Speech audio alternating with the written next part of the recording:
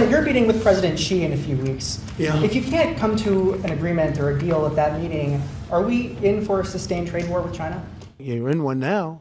Look, we have 100% tariff. If we didn't have tariffs, we would be exposed as being a nothing. We would have no defense. Tariffs are a very important tool for our defense. Has already gotten their AirPod 3s, so I'm going to do my own unboxing. I just got these today, so I've already been in the box a little bit. I haven't opened everything yet.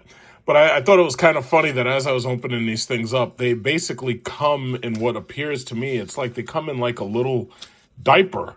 It looks like these things come in like a little diaper. I think that is kind of funny right there. They come in a freaking diaper right there. I thought that was kind of interesting. I don't even know what that's for. But bottom line is, I bought these because I got dividend payments from Chevron today, and I was like, yeah, you know what? I'm going to take these dividends, and instead of reinvesting them, I'm going to actually buy the AirPod 3 because I have the iPhone 2 terabyte Pro Max. I was like, yeah, I want to get the AirPod 3.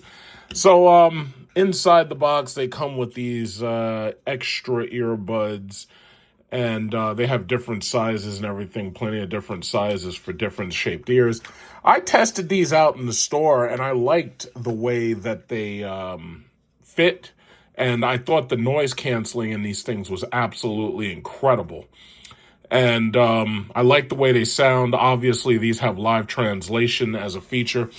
And I'll say it like this. I have the AirPod Max, but on my trip to Vietnam and Cambodia, I wanted to have noise-canceling headphones that were smaller. I didn't want to have, like, gigantic headphones that I'm wearing.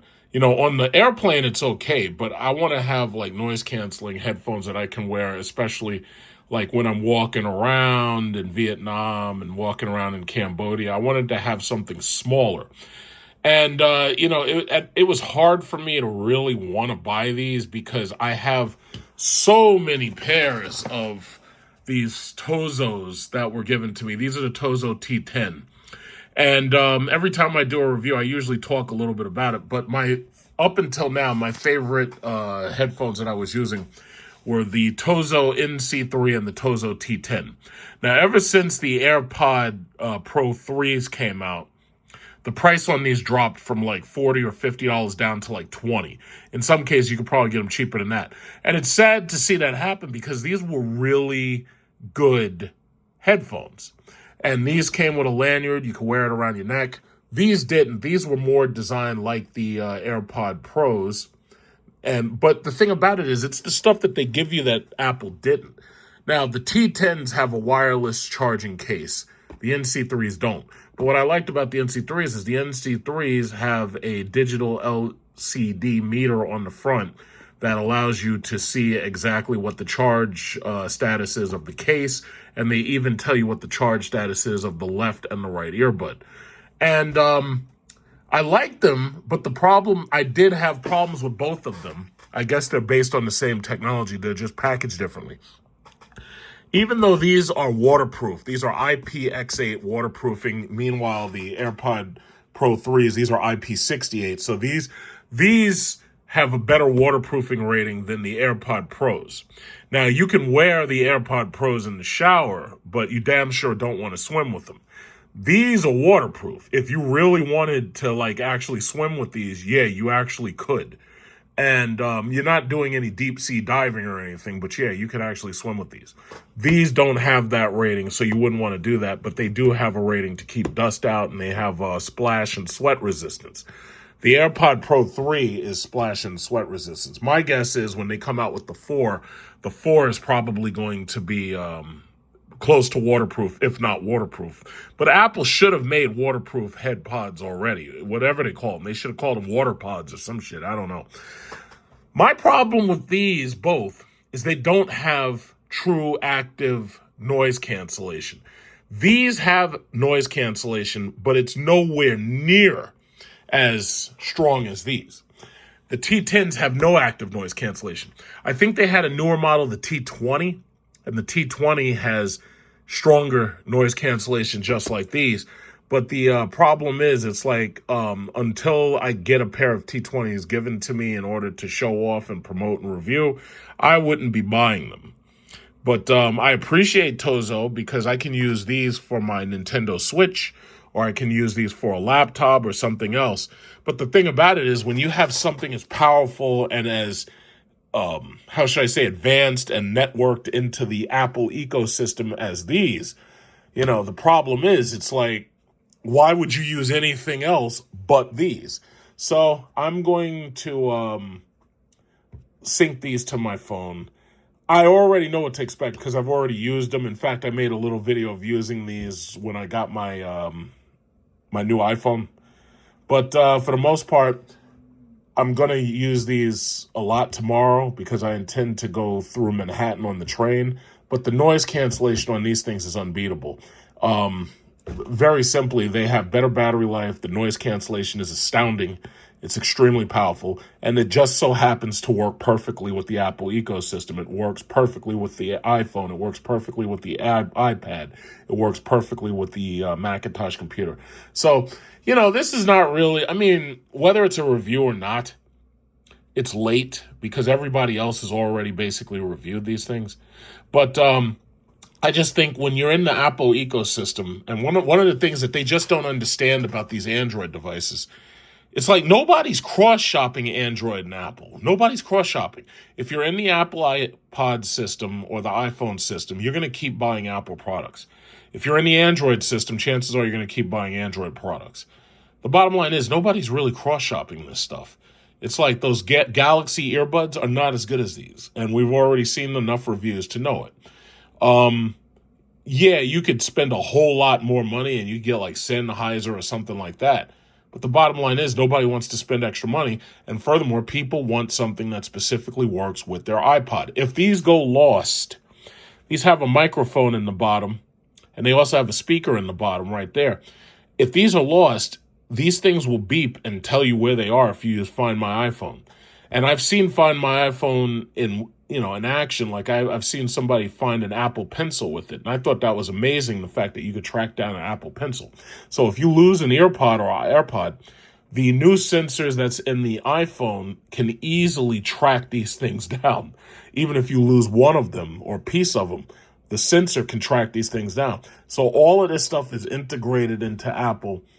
And even though it may not sound the absolute best, the noise canceling is still considered the best that you can get. But even though they may not sound as good as some of the professional, more expensive models, the simple fact is these work with your phone, your iPad, your Mac, and so forth and so on. And when you use these to make videos, like if you're using them to go live and you're using them for, podcasts, the sound quality is fantastic.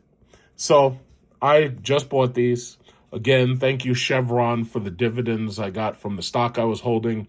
Sunoco's dividends will come in eventually, but I'm going to take those and reinvest it. So these are my new AirPod Pro 3. And what's also interesting is the fact that you can actually use these with your Apple Watch, and you can load playlists onto your Apple Watch. So that means that you can use your Apple Watch as a music player, because it has I have the Ultra 3, so this has a 64 gigabyte drive in it, a storage drive. So you can actually load music onto your Apple Watch, and you can play music from the watch directly to these without the phone, which I think is pretty cool, which is why I feel it would be better if they made these things waterproof. So this way you could use the watch to play music directly to these and go swimming, because this watch is made for deep sea swimming.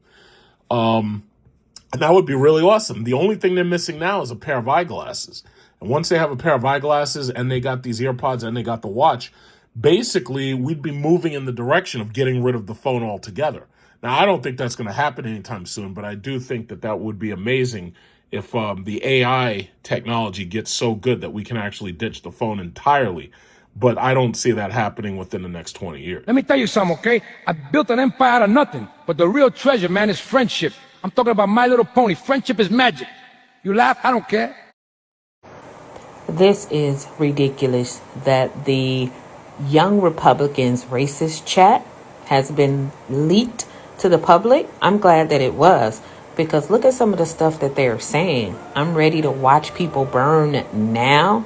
If we ever had the leak of this chat, we would be cooked for real, for real. Yes, you would. Yo, it was grape. Look at this. I mean, just look at some of the stuff that they're saying. Just wait. We're going to scroll down here in just a moment so that we can look at some of the other stuff that they were saying between. Here we go. Let's go down a little bit further so that we can look at these chats here. I don't know what to say. All Just look right. at this. So initially, I wasn't really gonna do it, but I decided what I'm gonna do is I'm gonna go to the annual Electrify Expo. So basically, you probably remember it was like, you go to the Nassau Coliseum and they have like all the electric vehicles. How should I say? Exhibits, I guess you could say. And you get to test drive some of them, and some of them you just get to just see, and they just basically show you some of the new stuff that's coming out. Initially, I wasn't going to go to see it because I wasn't really excited to go see it. To tell you the truth, the car shows are really not that great anymore. It's like, I like the idea of car shows where you get to test drive the cars. When you go to the Javits car show annually now, you don't get to drive anything. You just sit in it and somebody else is driving the shit around the track. And all you're doing is just along for the ride. I think that's boring as hell. Now, I do understand that there is liability related to actually allowing people to test drive cars and stuff. I totally understand that. The only thing about it is I actually think that's more effective than, just having people, just look at them and sit in them and they can't do nothing.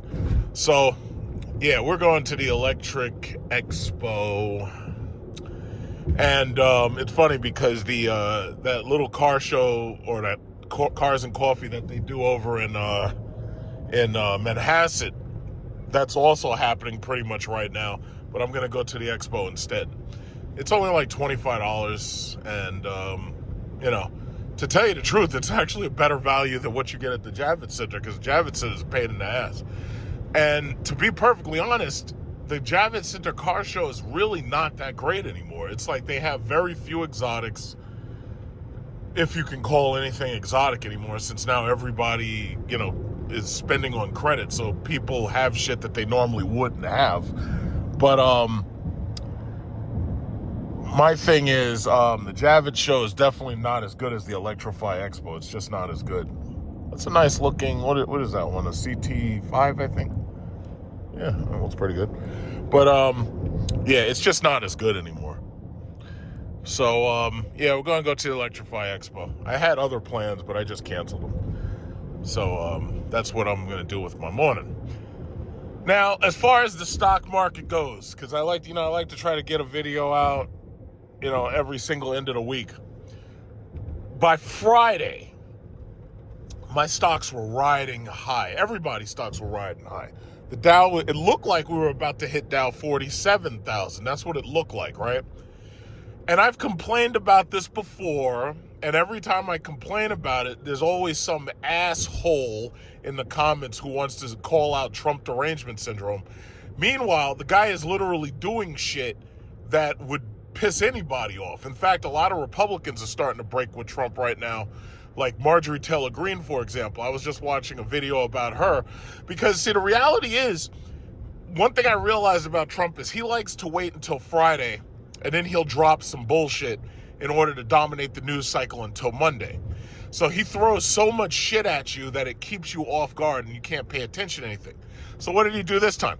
The Department of Education just fired a large amount of special education workers.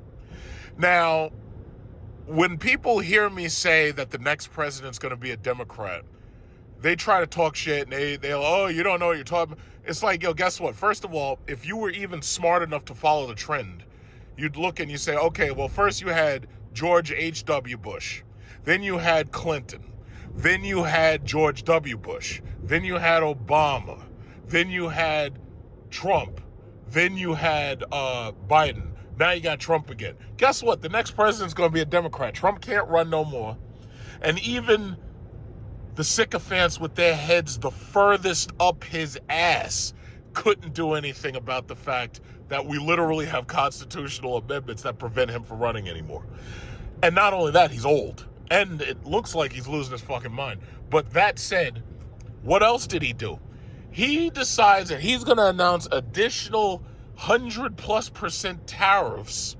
And in doing so, he literally crashed the stock market from like 46.8 down to 45. In addition to the stock market going down about 1,000 points or 900 points or something like that, I also noticed that Bitcoin dropped about $14,000. It was it was 124, and then it dropped all the way down to like 110. It dropped below 110, but it looked like some people started buying and trying to recover it. But the thing that didn't drop was gold. Now, I was watching Fox Business News, and you got this guy Kudlow, and he's talking about, because see, what they do is they always talk about the foreign companies and the foreign countries. They always talk about them basically as if they're enemies, right? And he was saying that these people are buying gold because they're basically disobeying and trying to get around Trump, right? And yeah, that's exactly true. Gold is now trading at $4,000. And it was actually higher than that. It was like 4,085 when I checked, like maybe Thursday night, I'll say. But, you know, it fluctuates all the time. But right now it's trading over $4,000, right? So what does that tell you? Gold, $4,000. Bitcoin drops 110. And the stock market drops back to like Dow, because I use the Dow. I don't use the S&P 500. I pretty much use the Dow because most of my dividend paying stocks and most of my index is Dow stocks. So I typically pay more attention to the Dow than anything else. But what that tells me, these foreign countries, and they've decided they said, fuck the US dollar and fuck Trump. What we're going to do is we're going to de-dollarize and we're going to buy gold instead.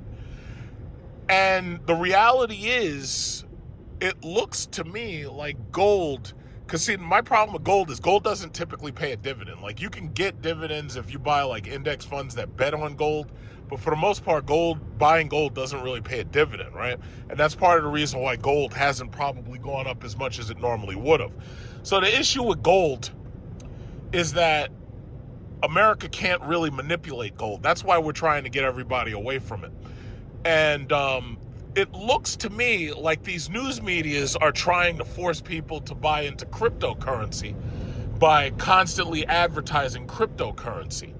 And the reality is, by trying to advertise cryptocurrency, it seems to me that because see, you know, Russia has accused America of dumping the US debt into cryptocurrency. So then the question would be, well, if they're dumping the US debt in cryptocurrency, what good would that do? Okay, so let's think about it. You're $37 trillion in debt, right? So then the government starts buying up Bitcoin and the government starts buying up cryptocurrency, mostly Bitcoin. And they came out talking about how they want to have a cryptocurrency reserve and everything, right? So let's say the government starts buying up cryptocurrency.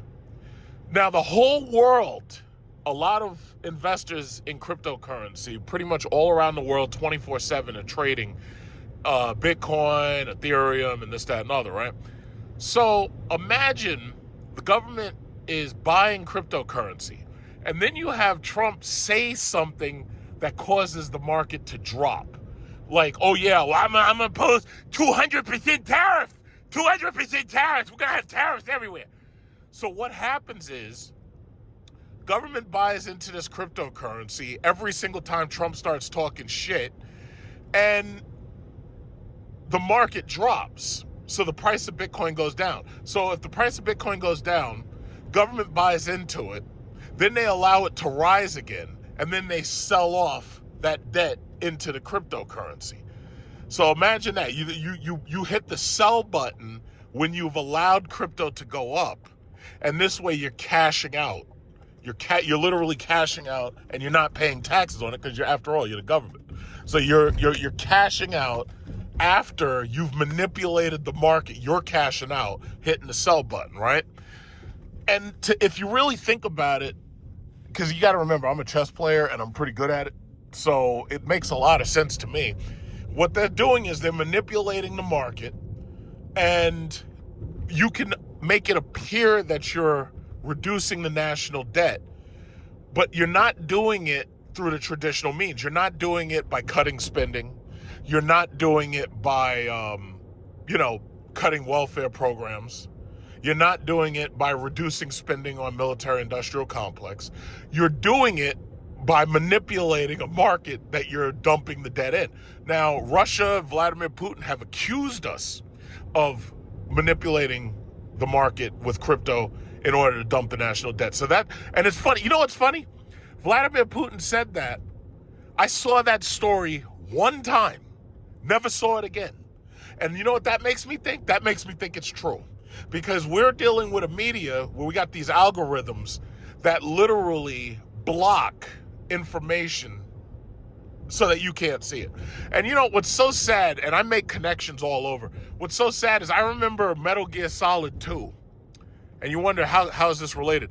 Metal Gear Solid 2's entire plot was that you had these computers, and the computers were basically the algorithm. And what they were doing is they would search the internet for information that would point to the philosophers, legacy, and all that shit.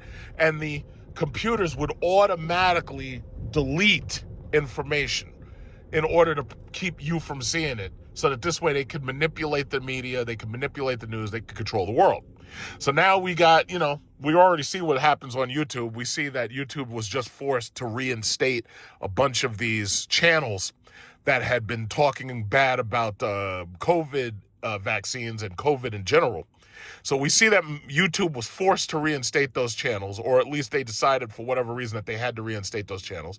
I think a lot of it was because a lot of those right-wing MAGA conspiracy theorists under Trump, everybody did a heel turn, because as soon as Trump won, everybody saw, oh shit, this fucking guy's back in office. So now we gotta keep our nose up his ass and act right. Because if you remember, when it was Trump, the end of his first term, they cut all of his social media off because he was part of the conspiracy theory. You got this hydroquinone, this hydroxychloroquine, you got to drink that. And then they start saying, oh, this idiot is up there saying, yeah, you got to drink bleach and people are dying and shit. So they cut him off immediately. And then I think what gave them the ultimate ability to do it was when that January 6th insurrection attack on the Capitol happened. I'm going to call it what it was. I don't give a fuck how you feel about it. But anyway, when that insurrection happened, because you got to remember, I was covering it the whole day. I was watching it, and I was basically news reporting it the whole day. And I still have that video. That was fun. I had a lot of fun doing that shit.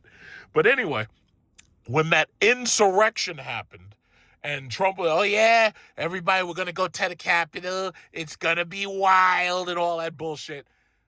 They cut him right off, and they cut all of his social medias.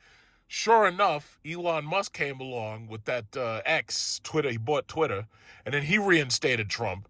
And then I think once the writing was on the wall and Trump got back in the office, everybody else started unblocking Trump too.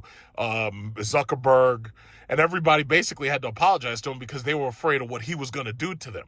Because they knew that when he got back in there, it was going to be a revenge campaign. So bottom line is this. The computers are manipulating the information. I don't believe shit I see on freaking news unless it's somebody who has a video camera just like me and they're just recording it as it happens. I believe that because I know that they didn't have a chance to scrub it. They didn't have a chance to manipulate it. So you see what it is. It's irrefutable. You see what it is with your own eyes. I believe that. I don't believe a goddamn thing on Fox News. I don't believe a goddamn thing on MSNBC. I don't believe a goddamn thing on CNN. Yeah, they interject some facts, and you have to pick and weed through them, which I don't like the fact you got to do. But the bottom line is, they can't tell me anything. I don't believe anything they're saying. But what I do realize is that there are patterns that I see. And one of the patterns was it used to be, they used to have these commercials, buy gold. They had that guy, Richard Devane, or I think his name was Devane. But no, yeah, and he was an actor in that movie Payback with Mel Gibson, and Mel Gibson shot him in the chest, and that guy was a pretty cool actor. I think he was probably in some westerns at some point. But anyway, he used to have those buy gold commercials. Now they stopped with the buy gold commercials. Now they're all about buy Bitcoin, buy cryptocurrency. Based on the fact that the government's in it, I ain't buying it because I already know something's wrong. Because when the government, what did Ronald Reagan say? He said there's nothing more permanent than a temporary government program, and the worst possible thing is when the government tries to come and do something and help. And Ronald Reagan's 100% right about that. That's probably why they shot him in the arm. But bottom line is, if you want to buy that shit, you go right ahead and buy it. I'm not. What they've done is they've created a situation where the banks give you almost no interest.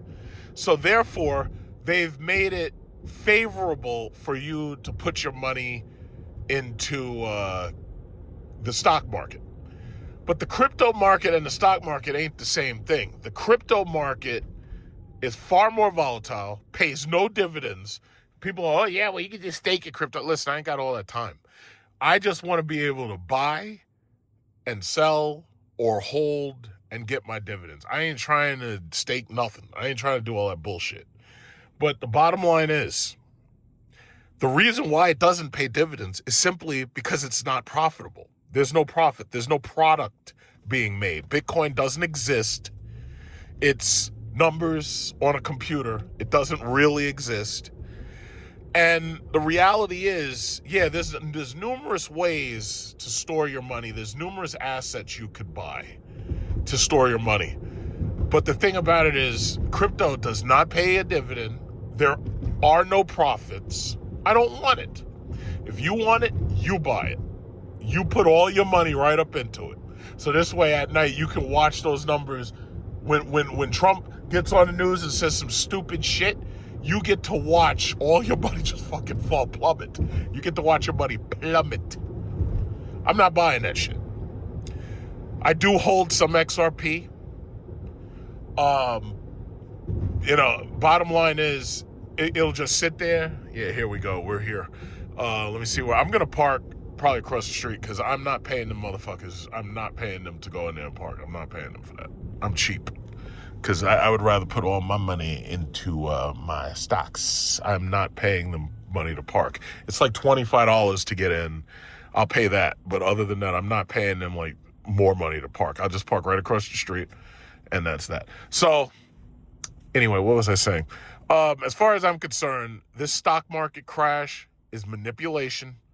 It was planned, and there are going to be more. My recommendation, you buy bank stocks, credit card stocks. Oh, this guy's got the New York Giants shirt on, and so do I. So, he's got the same color too. Obviously it's the same color because it's New York Giants. But anyway, I am not going to stray from my path. I'm buying bank stocks, credit card stocks, oil and energy. I'm not buying any more Tesla. As soon as Tesla manages to hit a high of about $500, I'm selling all. And I don't even think that's going to happen. We got to like $450 or $60 or something dollars, and I was all ready to hit that sell button.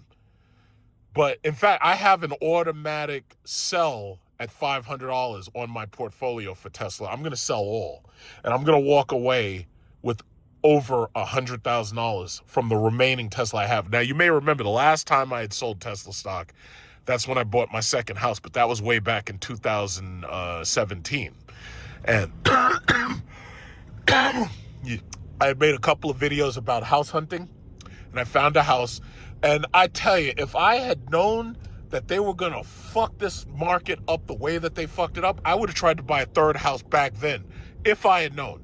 So, you know what? I ain't gonna be upset. You see, I buy guns and ammo from right here. This is a good guns and ammo store, but they do try to overcharge you sometimes. But usually if I need like shotgun shells or if I need a 45 caliber ACP, I go right there. All right, so let's see. These are, I think it's right here. And I think I can park right about here. Where is it? Where is it? It's here. All right, there it is. Wait, can I see that from here? Yeah, it's over here somewhere. But I'm going to park right about here. Oh, look, Nassau County PD is on the prowl. I'm just going to get away from the street a little bit, but I'm going to park right about here. And I'll just walk over there. This thing is supposed to start at 10 o'clock. So I can't even see what's on the screen, but that's okay. I'm going to just park and I'm going to walk over there. But what was I saying? So yeah, the bottom line is I see manipulation in this market for sure. Everybody's pretty much understanding that. And the crazy thing is, I've never seen manipulation on this level before. I mean, you can't even trust what the government is saying about anything. It's like when they bring out the job numbers, Trump fires the people. I mean, I ain't never seen no shit like this. So they bring out the job numbers and they say, yeah, well, this many jobs or this is inflation.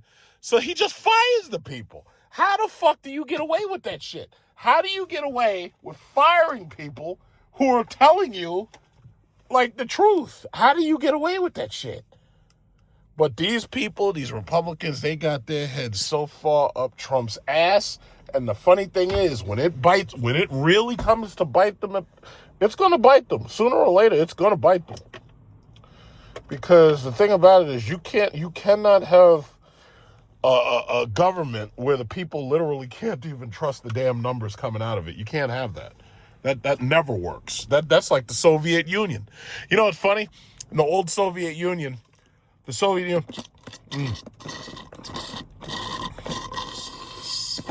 had to drink the rest of my coffee. So in the Soviet Union, you know what they used to tell people? People would see pictures, and they would see all of these video reels of how in America the shelves were full and we had plenty of stuff and everything. Meanwhile, in the Soviet Union, the shelves were empty and there was nothing on the shelves. But in America, you're looking in the shelves, it looked like Walmart. It was like the shelves were full and there was plenty of food, there was plenty of stuff. So you know what the Soviet Union did? The Soviet Union told people, yeah, the reason why the American shelves are full is because prices are so high there that the people can't afford to buy anything. And the Soviet people didn't realize that they were being lied to right to their face. And they didn't understand that they were being lied to. And, you know, that's why they said, oh, yeah, communism's better because, yeah, in America, the prices are so high you can't afford to buy anything. And they didn't understand that, no, the shelves are full because we had so much stuff and so much choice. But when you have a government literally manipulating everything and lying to you every single day, it's like, how do you trust anything? You can't. You really, really can't. All right, so let's get out. Let me get over there. I'm throwing on my glasses. I have my little shades on. What the fuck? Look at this guy. You can't park there, sir. And I'm not backing up either. You're not supposed to park there. Because you see where the line is. But anyway, go ahead. You do you. And when you get a big fucking ticket, you get a ticket all up in your ass. It's like, that's when you'll know. Oh. Wow. Is that an A380? No, it's not. That looks like a 747. All right, so now I just got to find this shit, find out where we're supposed to go in. I think I should bring my wallet with me. So here's what I'm going to do. I'm going to come back on a different day because the weather is getting a little bit bad. It's pretty windy out here. So what I'm going to do is I'm going to come back on the next day. But what we're going to do instead, we're going to go to the cars and coffee meet. I should have just gone straight there, but it's okay. There'll still be people there. I'll just get there, about 30 minutes before everybody leaves.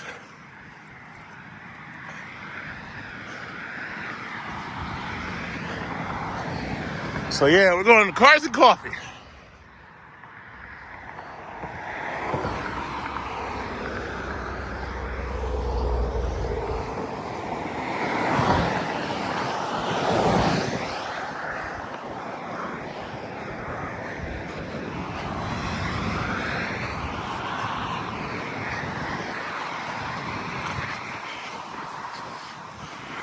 I should have brought my Jeep out today. But just didn't. All right. Okay, so on to cars and coffee. Whoa, fuck. Freaking wind. Jesus. The dog tried to kill me. All right, here we go. All right, let's plug this in. Cars and coffee it is.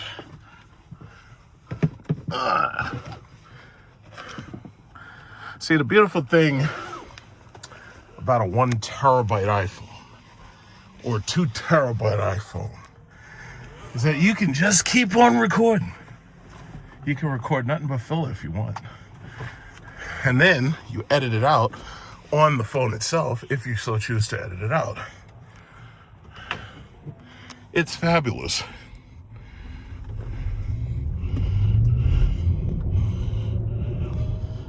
Okay, so let's make our way over to the cars and coffee.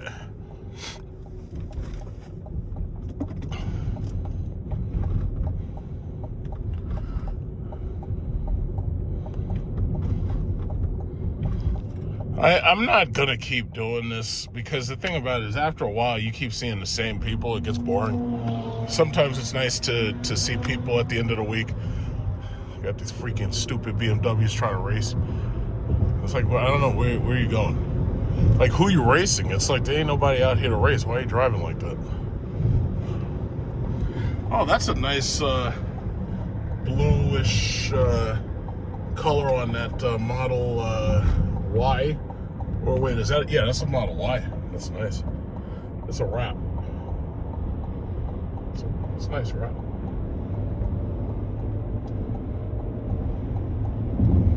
Very nice. I like that. It's shiny.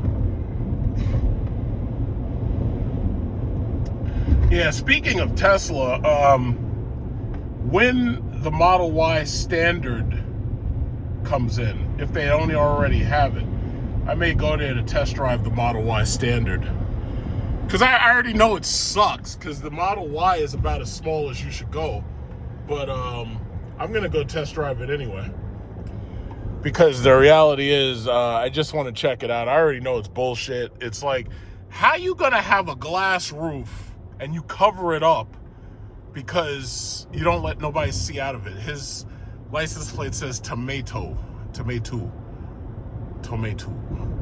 But how you gonna have a glass roof and cover up the glass roof so you can't see out of it? Like, that's just stupid.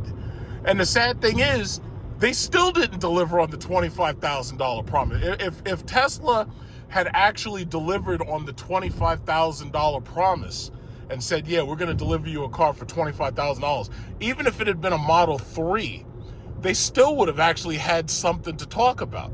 But the thing about it is, not only is this car basically, what is it, like $40,000, but supposedly the tax credit for it is gone. So that means you don't get that $7,500 off. So that means the price is going to be even higher. But they were supposed to give us a $25,000 car. You know, and that's the only reason why I held Tesla this long, is because I was expecting the Model 3, the Model Y, and then I was expecting something cheaper. They're supposed to give you a Roadster, but that looks like it's vaporware. It's like they don't even talk about that no more. People put down huge deposits for that Roadster. Marquise Brownlee is one of the first people that called him out and say, yo, listen, I'm stepping away. I don't want it no more. And for you to put down that kind of money on these damn things and then the guy not deliver on it, that's some bullshit. Like, you should be able to sue his ass. But I'm pretty sure they had something that makes it so you can't sue. I'm pretty sure about that. But my thing is, man, it's like, I don't want to hold their stock anymore. Yeah, the only thing Tesla can do at this point is announce a split and try to sucker more people in. But first of all, there's so much competition when it comes to electric vehicles. Tesla is going to continue to fall further and further behind. The only thing I think holding them afloat is the fact that they have the supercharger network. So that's easy money for them.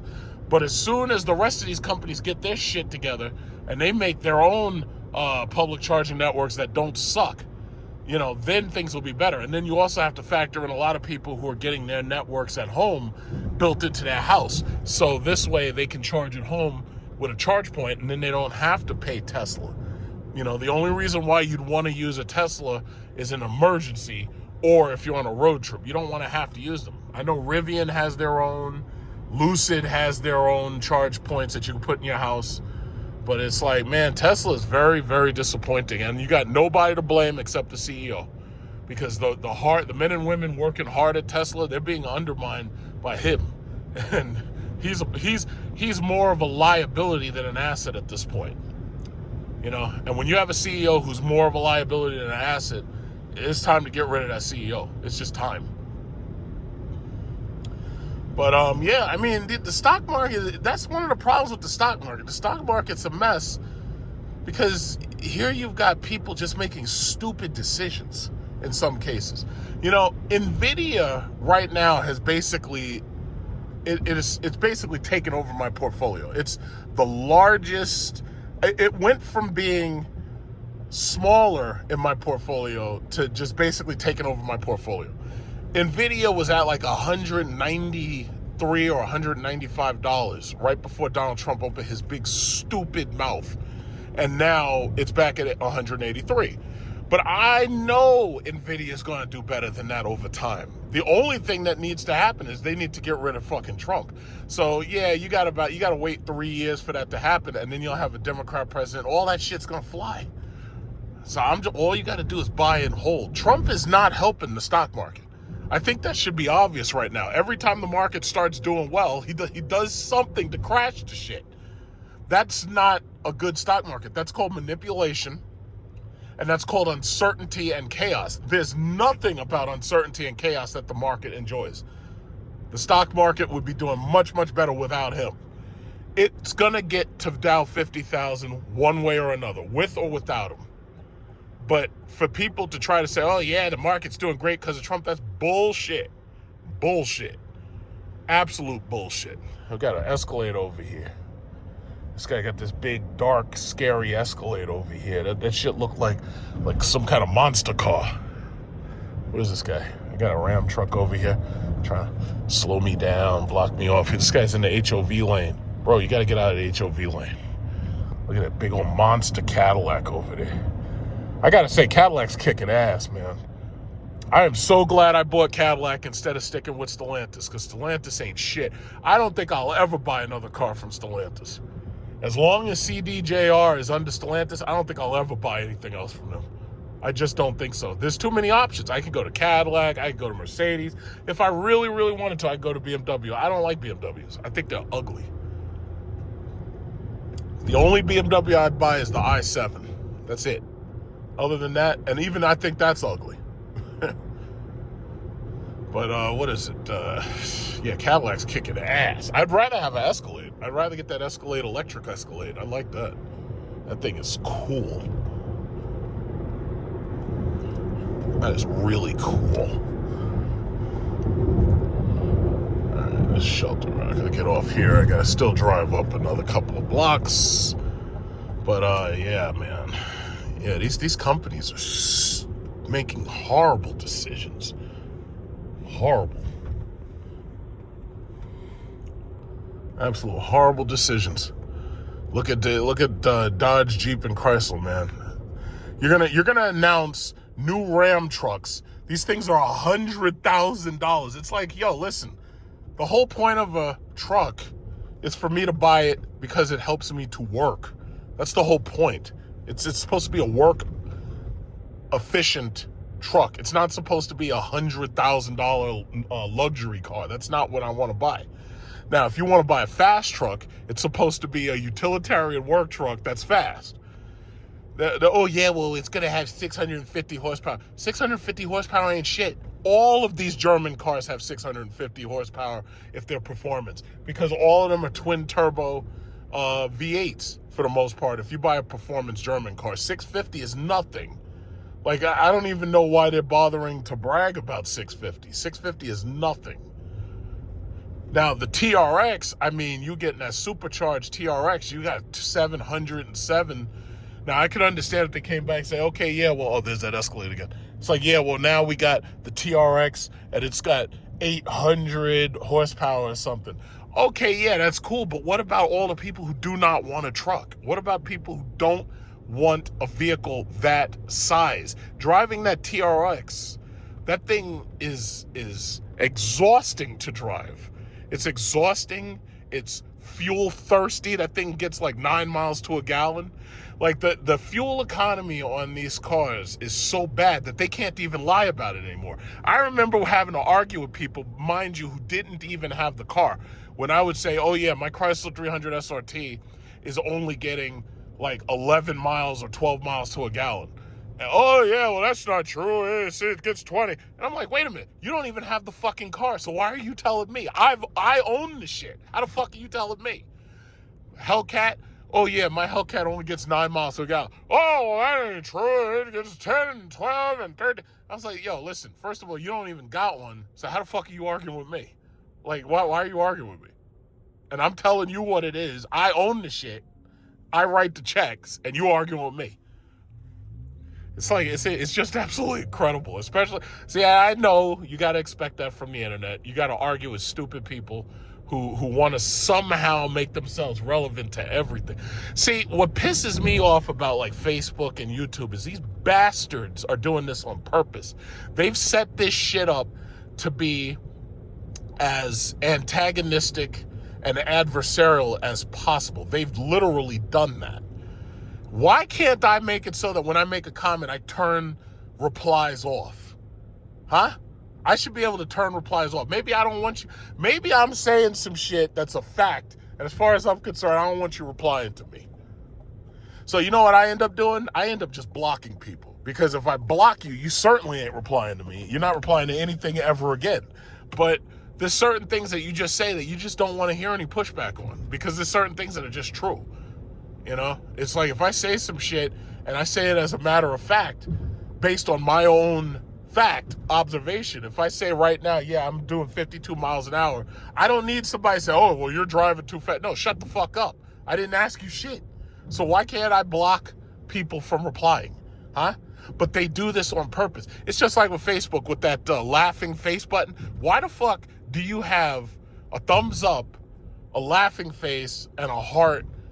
It's like, how about you assholes just put a thumbs up and a thumbs down? Huh? How about that? Because what people do is if they can't disagree with you, what they'll do is they'll put a laughing face on it. Instead of not saying anything at all, they'll put a laughing face like they're laughing at you. But they, again, these bastards do that shit on purpose. So what I've done, every single time there's a class action lawsuit against Facebook, Google, YouTube, I don't even care anymore. I join it. I've gotten paid out of those lawsuits. Unfortunately, because they're class action, you know, usually when I get paid, I post the amount that I earned. The last amount that I won was like $27, and I posted that on my community chat. I'll take it. Just as a a middle finger up. Oh, here's this guy. Look at this guy. Ooh, that's pretty.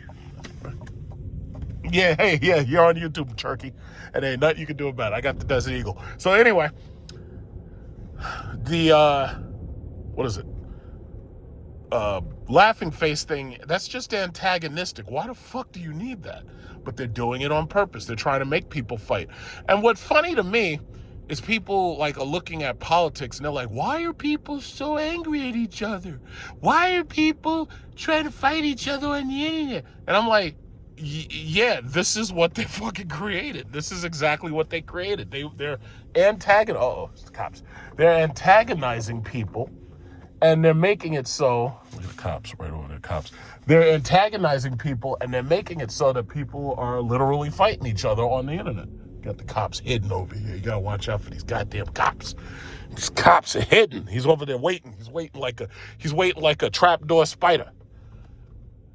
But yeah, it's like that's the reason why everybody's fighting each other. And then when you get to the politics level, of course they're going to be at each other's throats. Of course they're going to be at each other's throats. What more would you expect? Why would you expect anything less? Of course they're going to be at each other's throats. Well, we got to do something about the political violence because it's getting too violent. It's so politically violent. Yeah, well, if you're gonna basically train people to fight each other all the time, oh shit, nobody's here. Oh, that sucks. And it looks like they didn't just leave, because normally nobody leaves until about 11 o'clock. So, all right, I might go in there and just get some coffee or something. Oh, there's nobody here. Damn. Well, that sucks. That really sucks. Just a couple of these Porsche boys. Well, that sucks. I don't even want to stop now. You know what? I'm not going to, because there's nothing to hear. Everybody's gone. That sucks.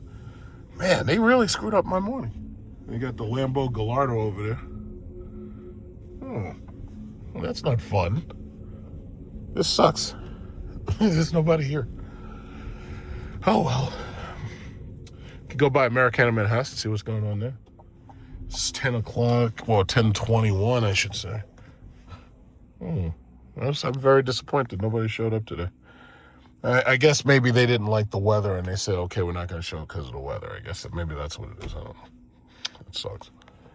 I'm very disappointed. But yeah, that's the reason why you got people basically ready to kill each other. And then, it's also funny. Notice how many of these movies are coming out lately with Civil War in the title. You got Captain America Civil War. You got a movie literally called Civil War. And then you got another one. You got Assassin's Creed Civil War, American Civil War. I'm like, are y'all really trying to push us towards Civil War? Because it really looks like you're trying to do exactly that. It looks like you're trying to push us towards Civil War. That's, I noticed the trend. It looks like that's what you're doing. It's very terrifying, really. Trying to push people towards Civil War. And I know all these, these lazy, fat fuckers who collect guns and shit out west. They think, oh yeah, well we're the ones who will beat you and all that shit. I'm like, yeah, tell it to Charlie Kirk. It's like, yeah. First of all, we have a police force that will kill you on sight. Like the police force here, yeah, they're not on your side. They shoot to kill, and the only thing they care about is a paycheck. So if they know that they're only going to get their paycheck by killing every last one of you, then, yeah, that kind of puts you at a disadvantage. Then on top of that, the government in general isn't going for any insurrections. They don't give a shit who's in office. And they know that any level of insurrection would put their paychecks at risk. So you will be killed, bombed, blown up, whatever. Don't think that the military is on your side. Don't think that these government forces are on your side. They're not. They're not. Just ask Ashley Babbitt. She found out the hard way. Like, it's funny. They try that revisionist history shit. Oh, yeah, well, it was a guided tour. They let everybody in. No, they didn't. No, they didn't. And Ashley Babbitt found out the hard way. No, they didn't let you in. They said, you're not getting past this door. And if you try to get past this door, like you try to climb through the window, you're getting Charlie Kirked. I'll say it like that because you know how, people are afraid on the internet to say killed and maimed and all that stuff. So I'll just say, no, you're going to get Charlie Kirked. Well, Ashley Babbitt got Charlie Kirked. That's like a verb now. Charlie Kirked is a verb. But yeah, these people are crazy. These people are, what did Kamala just say? She said, these motherfuckers are crazy. It's like, I don't know what's up with these people. But bottom line, it's funny because I'm anticipating, just like everybody else, Mamdani's gonna win. When Mamdani wins, a lot of these people gonna go even crazier. But guess what? It don't matter how crazy you go. You're just gonna have to deal with it. You just gonna have to deal with it. Because if you crash out, that's your ass. Mamdani's gonna have a squad around him, a team of killers. And if you come after him, because I know y'all crazy. Y'all try to do, you say you want to kidnap the governor of Michigan and all that shit. Yeah, you try some shit like that over here, and I will gladly visit your funeral. It'll be worth it just to see it. These people are crazy. What did Kamala say? These motherfuckers crazy. It's hilarious. I don't know what's going on, man. Everybody's crashing out. Everybody's like crashing out for no good reason. It's just hilarious. Yeah, but I'll tell you what, with all them federal workers getting laid off, all them Department of Education people getting laid off, I tell you what, man, when we get to that next election, oh man, old Trump's in trouble. I know he's in trouble. But no, he doesn't have an election to run. There are people on my YouTube and stuff. Oh yeah, JD Vance gonna be next president. I'm like, you must be out of your fucking mind. JD Vance can't win no goddamn national election. That guy's done. And after Trump finishes terrorizing people, they ain't voting for nothing on that Republican side. It's gonna be a repeat of what happened with John McCain and Sarah Palin. It's gonna be a repeat of that. You know, they got a new gravity. They got a black gravity. They had a green gravity. Now they got a black gravity. That's nice. It's a very nice minivan. Because that's what it is. It's a minivan. People trying to act like it's not a minivan. It's like, yeah, it is. In fact, the Lucid Gravity sits lower than a minivan. It's like it doesn't even have the ride height to call itself an SUV. And everybody, Doug DeMuro said the same shit. Doug DeMuro made a review of that shit. He's like, yeah, it looked like a minivan to me. It's like, that has to drive a stake right through your heart. There's nothing wrong with being an electric minivan. I don't think there's anything wrong with that. I think it's a very nice minivan. I think that they should market it as that. They'd be like the world's first luxury electric minivan. They should market it. You know what? If you are something, just accept it. Yeah, stop blowing in my fucking face and you turn around. Yeah, thank you. But anyway, yeah, just market it that way. You know, and just call it a luxury electric minivan. There's nothing wrong with that. There's nothing wrong with that at all. Just call it what it is. Let's see if they have the Model Y standard. I'm pretty sure they don't. You can recognize it right away because it doesn't have that light bar in front of it. Okay, they got the Model X in there. They got the Model Y. They got the Model X. Cybertruck. Tesla Model S. That's it. Yeah, this place is not really even open yet. There's nobody really here. Got people going into Cipollini ready to start their work day. Okay, so there's really not much going on over here. All right. I guess, my problem is I get up early. You know how I always say the early bird murders the worm, right? So I get up really early and I get my day started really, really, really early. And I'm out here. I was up at like 6 o'clock this morning. And I was just chilling until like it was time to leave, and then I got out and everything.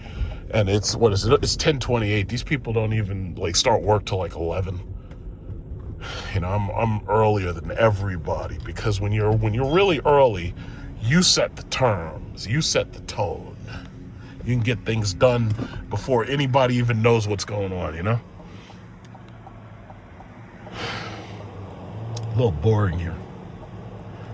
But yeah, as far as the stock market goes, because everybody, people like it when I make market watch videos. And the bottom line is buy and hold. That's all you can do.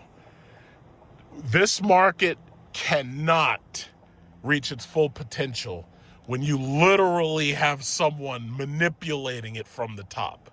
This market cannot reach its full potential.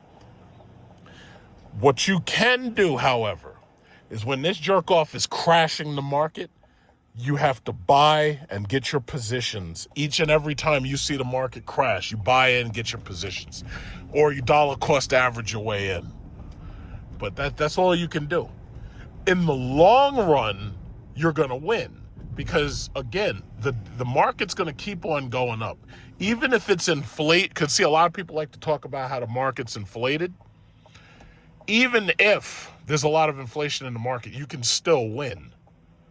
But long story short, you have to be in it to win it. You can't win if you don't have positions. You got to have positions. You can have good positions. You can have some bad positions. Maybe the positions are bad now, but they'll get better later. EQE 350. Yeah, those things, that EQE, it's not a bad car. It's just that I really think it's overpriced. And you see just how overpriced it is when it depreciates and loses half its value. Like, that's basically an $80,000 car, just like this was. And these battery electric cars, these things lose 40 to 50% of their value within that first 3 years. Now, I'm at 22,510 miles, so I already know my value has dropped. But at this point, I really don't care. What I'm going to do is, at the end of my lease, the residual value, I'm just going to pay it off.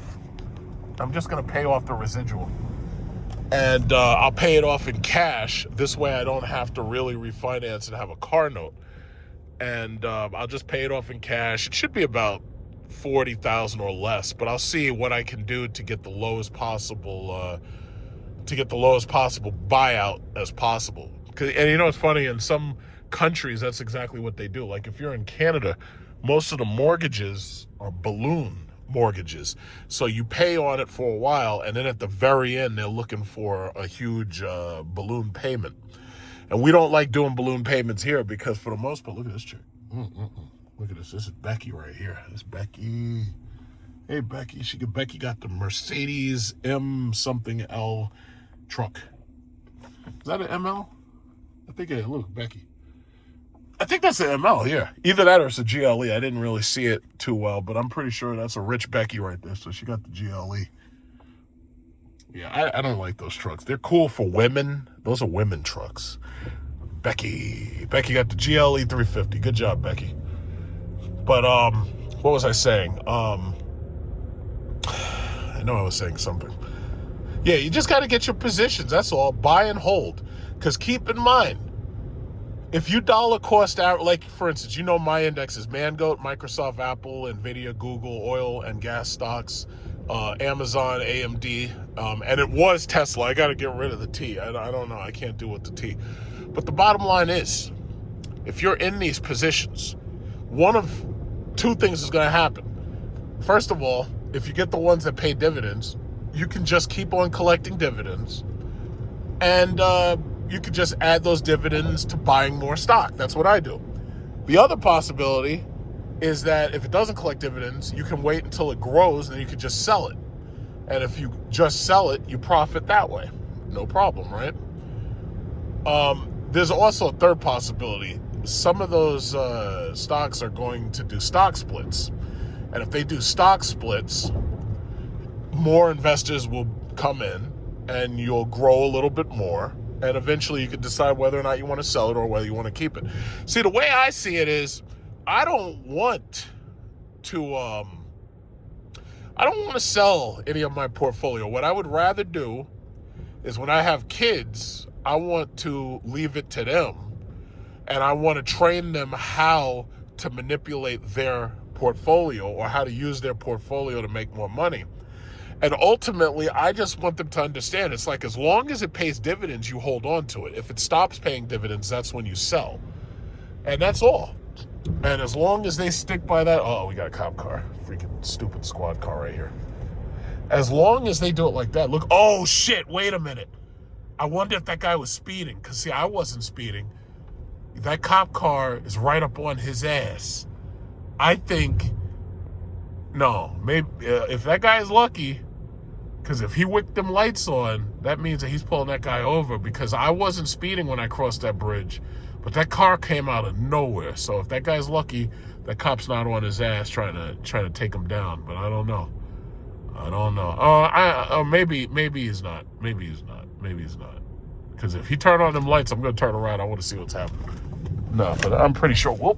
I'm pretty sure that's not what happened. Oh, we got a female cop right there in the car, but she's busy eating a donut that she got from this Dunkin' Donuts, so she didn't see me. So anyway, as I was saying, yeah, you got to have your positions, and once you got your positions, you're good. You know, and you just got to hold. I want to train my kids. I'm going to train my kids because I'm going to leave them all my shit. I'm going to be like, okay, listen, guys, I'm leaving you my houses. I'm getting old. I'm going to die, right? Oh, look, this guy's got a silver lyric just like mine. Look at that. Good job, guy.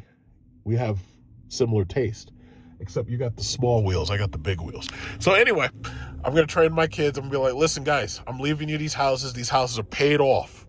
All you got to do is work a job, pay the taxes, and pay for repairs, and that's it. You'll be rent-free. All the rest of these kids are going to be renting for the rest of their lives. You're going to be rent-free because your daddy was smart enough to buy appreciating assets. Your daddy was smart enough to marry a foreign woman who didn't talk back. And your daddy stayed away from divorces, and your daddy was very smart. So because your daddy was so smart, he was a chess player, because he was so smart, I'm leaving you these houses. You're going to be rent-free. All the rest of the kids around you, they're going to be, renting for the rest of their lives, and they're not going to be able to afford nothing. And I'm giving you the stock portfolio. All you got to do is just sit back and collect the dividends. You're good. And that's how you build intergenerational wealth. Because let me tell you something. You ain't building no intergenerational wealth if you marry these horrible Western women who are going to divorce your ass. What happened here? What is this? These Western women. Uh-oh. What happened? What the fuck is this? Oh, you guys are supporting genocide in Gaza? Is that what you're supporting? Fuck y'all. Anyway, but yeah, as I was saying, you got to get those dividend-paying stocks, buy more dividends, and that's how you build intergenerational wealth. You are not building intergenerational wealth if you're dealing with divorce. You're not building intergenerational wealth if you're dealing with illegitimate children. You're not building intergenerational wealth if you marry an old-ass woman who can only have like one kid, and then she says it's one and done. No, that's not how you build no intergenerational wealth. You really got to have at least 2 kids, but you're really supposed to have 3. But you're not building no intergenerational wealth. So as far as I'm concerned, my retirement lies in Southeast Asia. I'm gonna take all of my stuff and I'm gonna just shovel it into like one room in my house, lock that room with like a padlock, and let the people rent out the rest of my house. My other house, the tenants, they can continue renting it just like that. They're the ones who are paying the mortgage off anyway. And I'm gonna move to Southeast Asia. And $2,000 a month, I can live in the Philippines. I get me a nice young wife, 1/3 my age. And she's going to cook and clean, and I'm going to take care of her. And, every now and then she might ask for something, I want the new iPhone 19. I want the new iPhone. Would you buy me new iPhone? And I'd be like, oh, okay, you know what? I might as well get you this new iPhone. That'll be your Christmas gift or some shit. I don't know. But you're not building no intergenerational wealth here. This place, let me tell you something, everything about this place is designed to keep you trapped in debt, and it's designed to make you poor. And if they don't trap you in debt and make you poor, they'll make you feel like you're poor because they want to get you spending so that they can trap you in debt. This is not a good environment. This place is toxic. It's very toxic. It's extremely toxic. So you got to be on the lookout for that. You really got to watch out for that. Now, I have 180 miles. I think I'm going to go buy the car charger. In fact, I'm not even going to do that because I can charge the car tomorrow.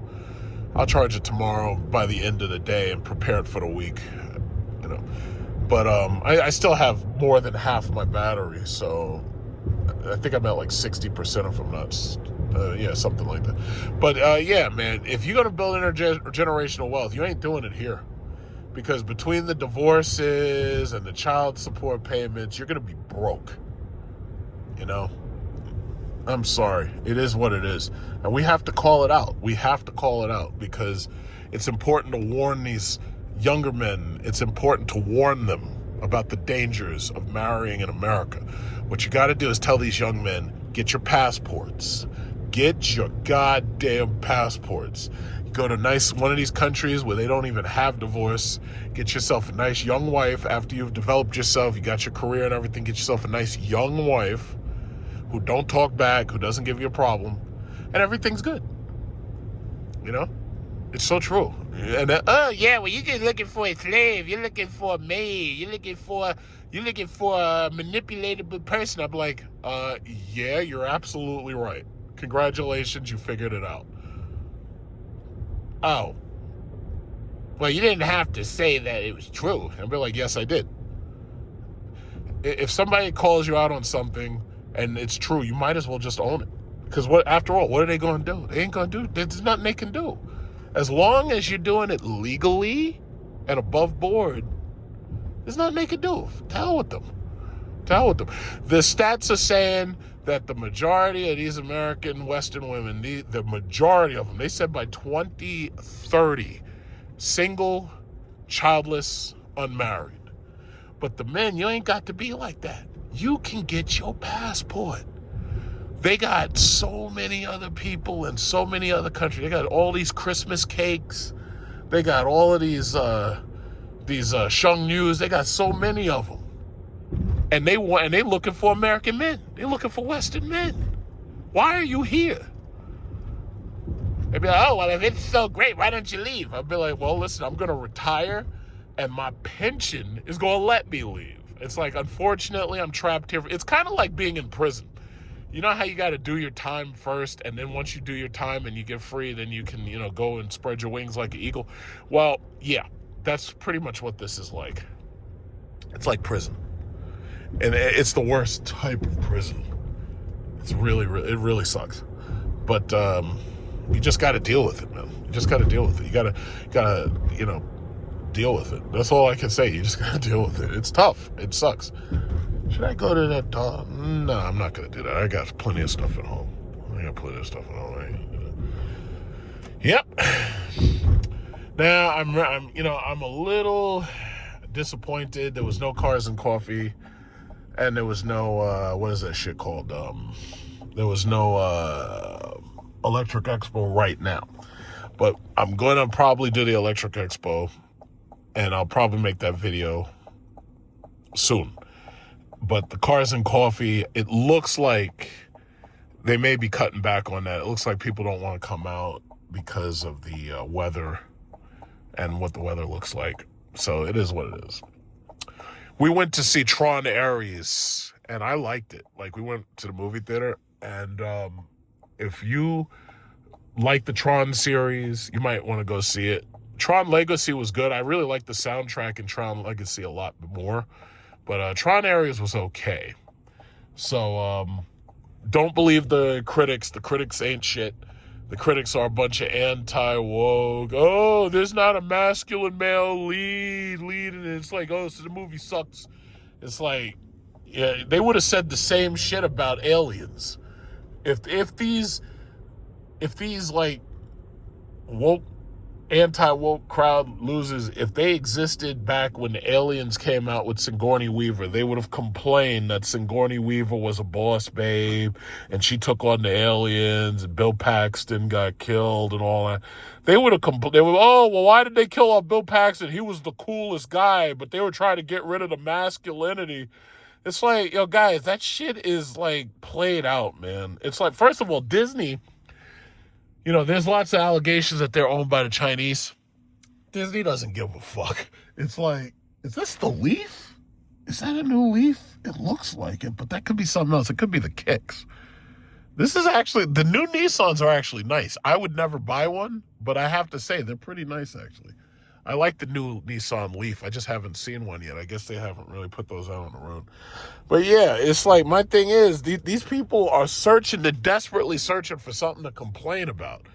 That's a Kicks. Yeah, they're always searching for something to complain about. It's like, the shit that they're complaining about with Tron Ares is no different than the stuff that they weren't complaining about in Tron Legacy. So why are you complaining now? It's like, oh, IQ, look at that. Escalade IQ, look at that. Yeah, that car is cool. I like that. I wonder what they're going to make next, though. See, the beautiful thing about me having leased this car is I have a choice of whether to keep it or whether to buy something else. And frankly, I'm comfortable with this car. This car is not bad. This car is really not bad at all. I like it. This car has been better to me than my Charger Hellcat, my Chrysler 300 SRT, and just about every other car I've had. My Jeep is bigger so it can carry more stuff, but this car has been fantastic. I love driving this car. Like those other cars, I hate driving those things.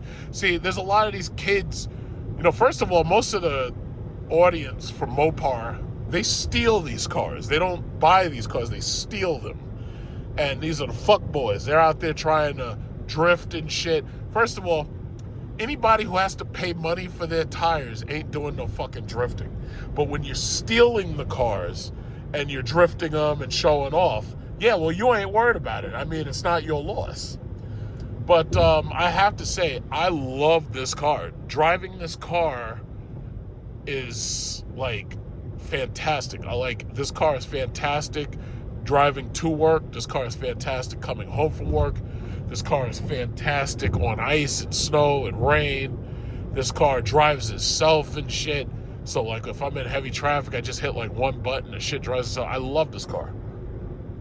I'm pretty sure that the Escalade IQ, I'd probably like that just as much. It's a lot more to drive because it's such a big truck. That thing is 9,000 pounds. But I think the Vistic would be nice too. It's just like the Vistic's just a bigger version of this. But I actually like this car because this is a car and not an SUV.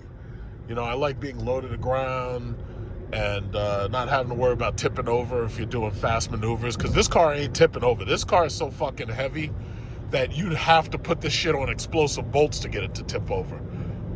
You know, either that or you'd have to drive it off a cliff or something. But I love this car. This car is fantastic. Cadillac is kicking ass. Mercedes had to give up the EQ products because they were ugly. I love the interiors on them, but they were ugly. Or, I won't say ugly, they just weren't that exciting outside. And because people are show-offs, they didn't want it because, as far as they're concerned, it didn't show off enough. It didn't show their ass enough. But I like this car. This car is fantastic. It's nicer than the EQ products. It's like when you get it fully loaded, it's got every single thing that they got. I love this car. And then you got the Lyric V out there. You can buy a Lyric V. You can buy the Optic V. You can buy the Vistic, which comes with a V Sport mode. You can buy the Escalade IQ. It's like, if you've got a lot of money, the Escalade IQ, man, these Escalades are selling. It's like I don't go anywhere. The Escalades, you see them everywhere. Everywhere. I've been counting Escalades all day. But, yeah, I'm happy with this car. I really am. A lot of people are like, yeah, you shouldn't have bought that. You should. I'm like, yo, listen, first of all, when you're writing my checks, look at that. There's another lyric right there. When you're writing my checks, that's when you get to tell me what I buy. Other than that, nah, I buy what I want. And it just so happened that I wanted this. I had to build these things for me. And I ended up buying a different trim that was even higher than what I built. It cost a couple $1,000s more, but who cares? It's all money at the end of the day. This car is fantastic. At 30,000 miles, right now I'm at 22,523 miles. At 30,000 miles, I'm going to have to get new tires, I think. I will get new tires then. And, and then I'll just put this thing through another. Whoa, fucking state troopers, God damn it. They're like rats hiding and shit. I think GM's doing a good job with trucks, man. I think they're doing a really good job. I think they're doing a really good job with their trucks, their SUVs, because now they're making products that I actually like. It's like before I didn't like them, now I do.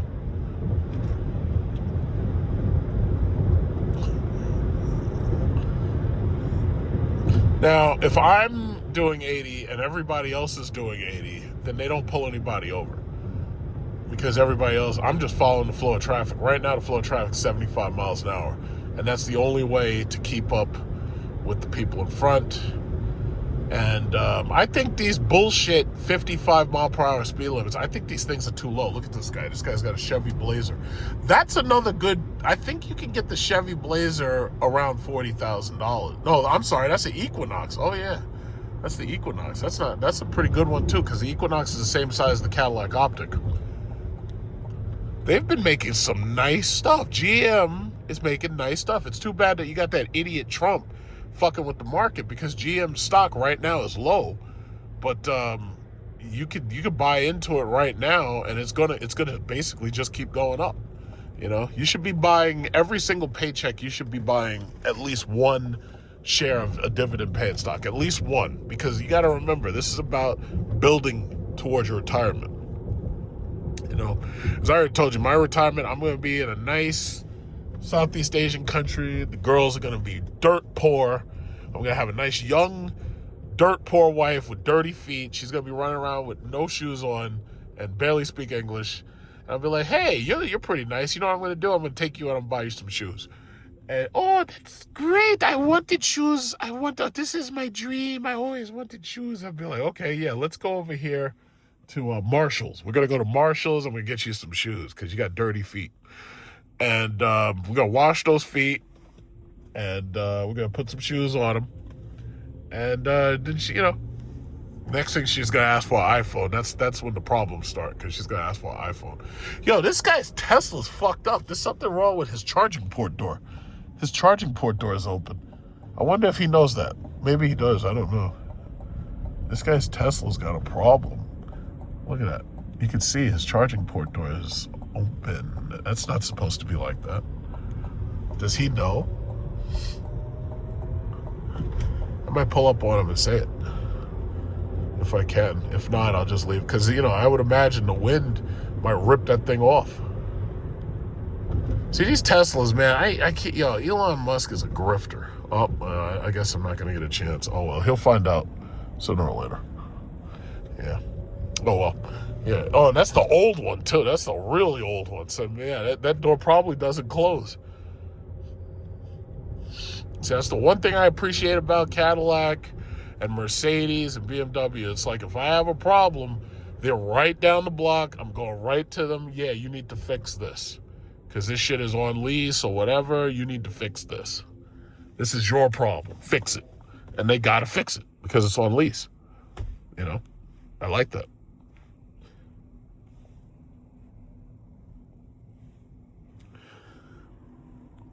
Police, Freeport police. This guy got a truck and shit. He got a Z71 truck. Tough guy.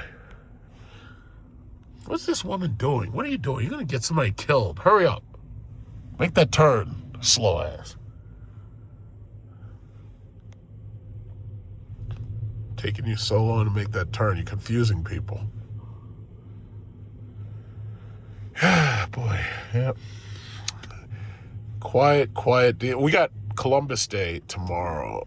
Some people call it Columbus Day. Some people call it Italian Heritage Day. Some people call it Indigenous Peoples Day. To be perfectly honest, I really don't care what you call it.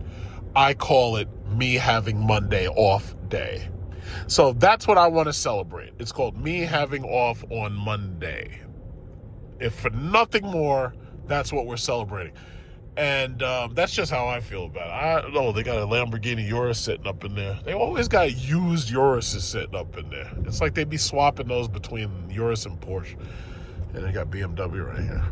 But yeah, that's the thing, man. It's like, as far as I'm concerned, as long as I have the day off, it's all good. I could care less what you call it. Call it anything you want. It's called me having The shot off didn't come from that building behind me. Day. It came from back there, behind the fence on the grassy knoll. That's where the man was, not the book depository. Remember that. All right, so we got a nasty day out here. I don't know what's going on a little bit further up, but it looks like something went terribly wrong. So, this side looks like it's locked down. There's fire, troops, and engines and all that. And there's emergency services and everything. So we're about to find out what's going on. I'm going to activate this Super Cruise. Oh, shit. It says it's unavailable. I'm too close to this guy to activate it. As soon as I get a chance, I'm going to turn on Super Cruise, let the car drive itself, basically. So let me just get that adaptive cruise control ready. All right, there it goes. There we go. Okay, so let that thing drive itself so this way I can record unencumbered. I wonder what happened. See, the problem is these idiots, like these people driving, man, a lot of these people are stupid. Like they're speeding and shit. Look at this asshole. Why are you trying to get over right now? Wait. That's why people blowing at you, dummy. It's like you people getting into accidents and stuff and then wonder why you end up like crashed into a tree. Man, and then they got this stupid ass, dumbass Fiat Alfa Romeo. Look at this. I got these two jackasses behind me, and these idiots are fighting for space. And I'm like, yo, guys, we're not going anywhere. Look at this. Stupid. It's like that's why these people get into these accidents. Hey, I think that guy's got the orange iPhone right there. Look at that guy. He's got the orange iPhone case. Yeah, that's right. Smart man. Smart man. You didn't get one of them stupid Samsungs. Yo, wait a minute. Do they have this whole shit blocked off, or are they letting us go? Oh, my God. What is wrong with these car accidents? Oh, my God. I got places to go. I didn't expect to be in this shit for any longer than, like, I thought I was going to get right home. These people got this shit all fucked up. Look at this. Thank God I've got a car that drives itself, so this way it kind of takes the pressure and the anxiety off of me. Jesus Christ, what's going on here? How y'all letting the right lane, the accidents in the right lane? What are y'all doing? Oh, they're leaving. Wait, are they leaving? Looks like they're kind of leaving.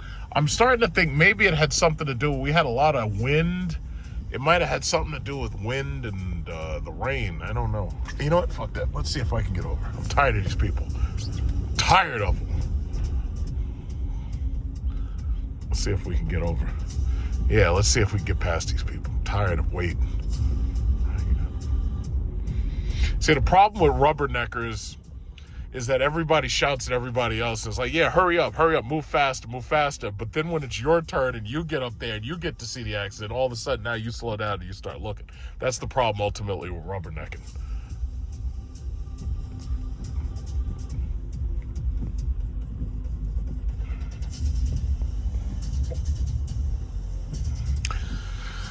Jesus Christ, come on, guys, let's go. Let's go, hurry up. I'm gonna get behind the Cadillac right here, the Cadillac XT4. What's wrong with these people?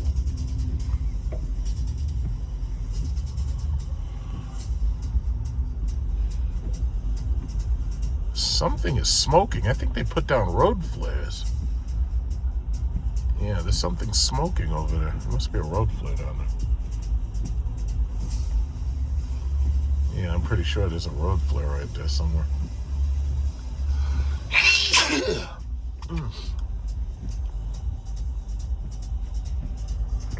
For the love of God, come on, let's go.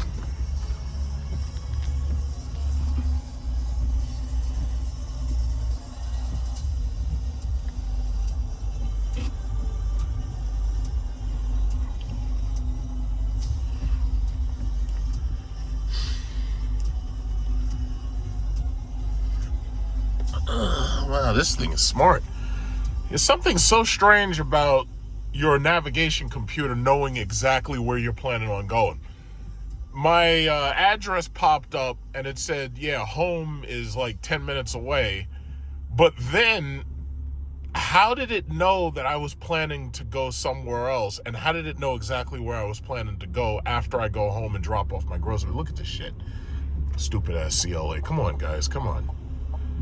This thing, like, these computers are listening, man. These things are listening, and they know exactly what you're thinking.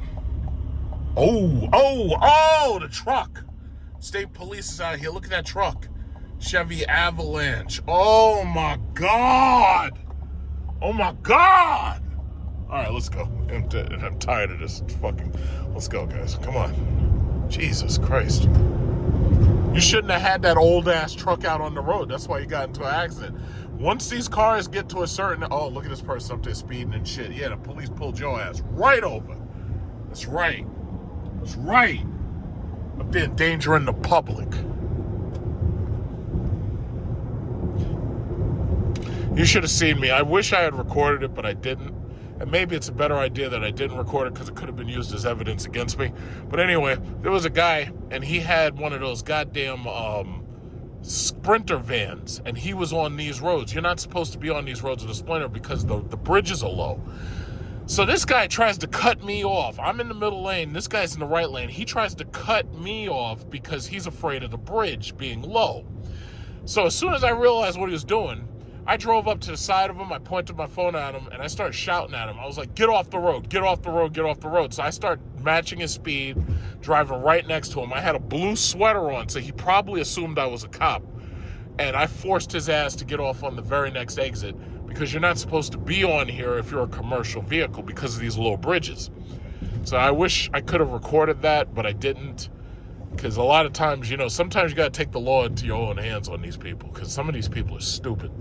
And of course, it was just like that guy who was driving the truck. It looked like an illegal alien.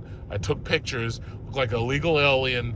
Didn't have a license to drive commercial. The guy was driving incorrectly, and he was endangering the public. So therefore, I took it upon myself as a citizen to deal with him. And, fortunately, there were no casualties. There's no fatalities. My Desert Eagle doesn't have any tallies on it. So he got lucky, and he did what I told him to do. I told him, get off the road. He got off the road. Good for him. And that's how it was. Tell you something. You really got to appreciate OnlyFans, man. I'm looking at this chick right here. Look at this chick right here. This chick right here got this big expedition. She got the big-ass expedition. My uncle got the expedition, but he having problems with it. It's in the shop right now. Look at this chick. Look at this chick. She driving these big, juicy trucks with them OnlyFans money. Man, I gotta get me an OnlyFans. I gotta start showing off my feet and my butthole so I can make that kind of money where I could be a little chick. I could have the big the expedition, the Escalade. These chicks got the Escalade IQ. They got the Escalade V. I'm seeing these chicks driving around in these big monster trucks. Look at her. She look like she's like Mad Max driving on the roads, the Fury roads. That's Furiosa right there. Got that OnlyFans money, man. I wish I had that kind of money. I wish I had that OnlyFans money. See, unfortunately, I got to keep showing up to work and, put in a hard day's work and everything, and I don't get the OnlyFans money. I need that OnlyFans money. If I had that OnlyFans money, I'd be like showing off my feet and my butt and everything, and I'd be getting paid and doing nothing. I wouldn't even be working, really. The only downside is you got to pay them taxes, though, because you qualify as 1099. So now, the government wants a piece of that ass. But that's what it is. I mean, you're going to pay taxes no matter what you're going to do. Drive all these little women with these big trucks. You know what that is? That's female empowerment. See, the women, you got to understand the psychology. These women want a big, powerful truck so that they can be above you and be more powerful than you. And that's what it is. It's the psychology. It's female empowerment. That's what it is. They'll buy a Hummer if they could afford it. They get that Hummer EV. They get that Cadillac Escalade. I think it's 9,000 pounds. And, it's all about female empowerment. It's like they want to be so... See, did you see that new Tron movie, Tron Ares? There's a part where this black chick, Brad gives her power to be the bad guy. So what does she do? She gets herself a big-ass super truck, and she's rolling down everybody. And then she gets this flying monstrosity thing called a recognizer, and she's flying around shooting at people and blowing them out of the sky. It's like that female empowerment, man. That's some scary shit. It is scary as hell.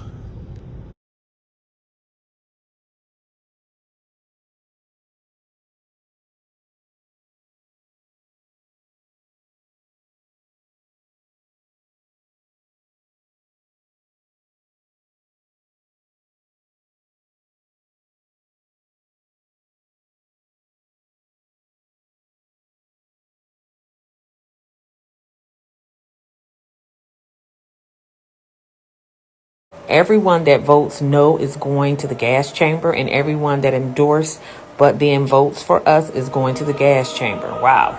When do they start bullying, dude? We have a solid 3 people who can probably have them want to jump. If they vote for us, why would they be gassed? When do we bring that side out? I'm going to create some of the greatest physiological torture methods known to man. You see that shit right there? That's diabolical. We only want true believers. Can we fix the showers? I'm ready to watch people burn now. We got to pretend that we like them. Hey, come on, take a nice shower and relax. Boom, they're dead. Only somebody who is, I don't know, maybe a future axe murderer would come up with some of the things that they Today is came up October with on 16th, this chat thread 2025. over the course of And several months. The tomorrow anti-Semitism that is they Friday. have Today is displayed, Thursday. the racism that they The displayed, Dow that right they now want is to cause physical harm, that 45,952. they So there have was a drop in the displayed. Dow I am a at loss for least words. Let's 300 talk about points this. What are you today. guys' thoughts And on these ultimately, where we chats being are linked is, on as Politico's Trump website? claims, Let me know in we're the in comments. a full-blown trade war with China. So, bottom line is this. Now, for those of you who know or followed me for a long time, you know that I've lived in China. I was a student in Fudan University. I was in China for a while studying business, and I was studying Mandarin. So the business that they were teaching was how business is done in China. And I was studying advanced Mandarin since I had already taken Mandarin here in America, in one of the schools here, CUNY School. So, having lived in China, I actually had an apartment. I had a landlord, Chinese guy. He had like more than one child. I think he said he had to pay a tax of 10,000 US dollars, the equivalent, because he had more than one child. And, I basically lived as a Chinese citizen. And that's one of the things about, like, when I go on vacation every single year, I like to go to other countries, not for 2 weeks. I usually like to go for an entire month or two. And the reason why is because after a while, you start to basically, like, blend in with the people there. You basically live the exact same way they do. I don't like staying in hotels. I actually like staying in like condos or regular rentals, just like the regular people would. So this way I could see exactly how they live, and I can live exactly how they live, speak their language and whatnot, eat the same food they eat, pay the same prices, basically just see what life is like over there.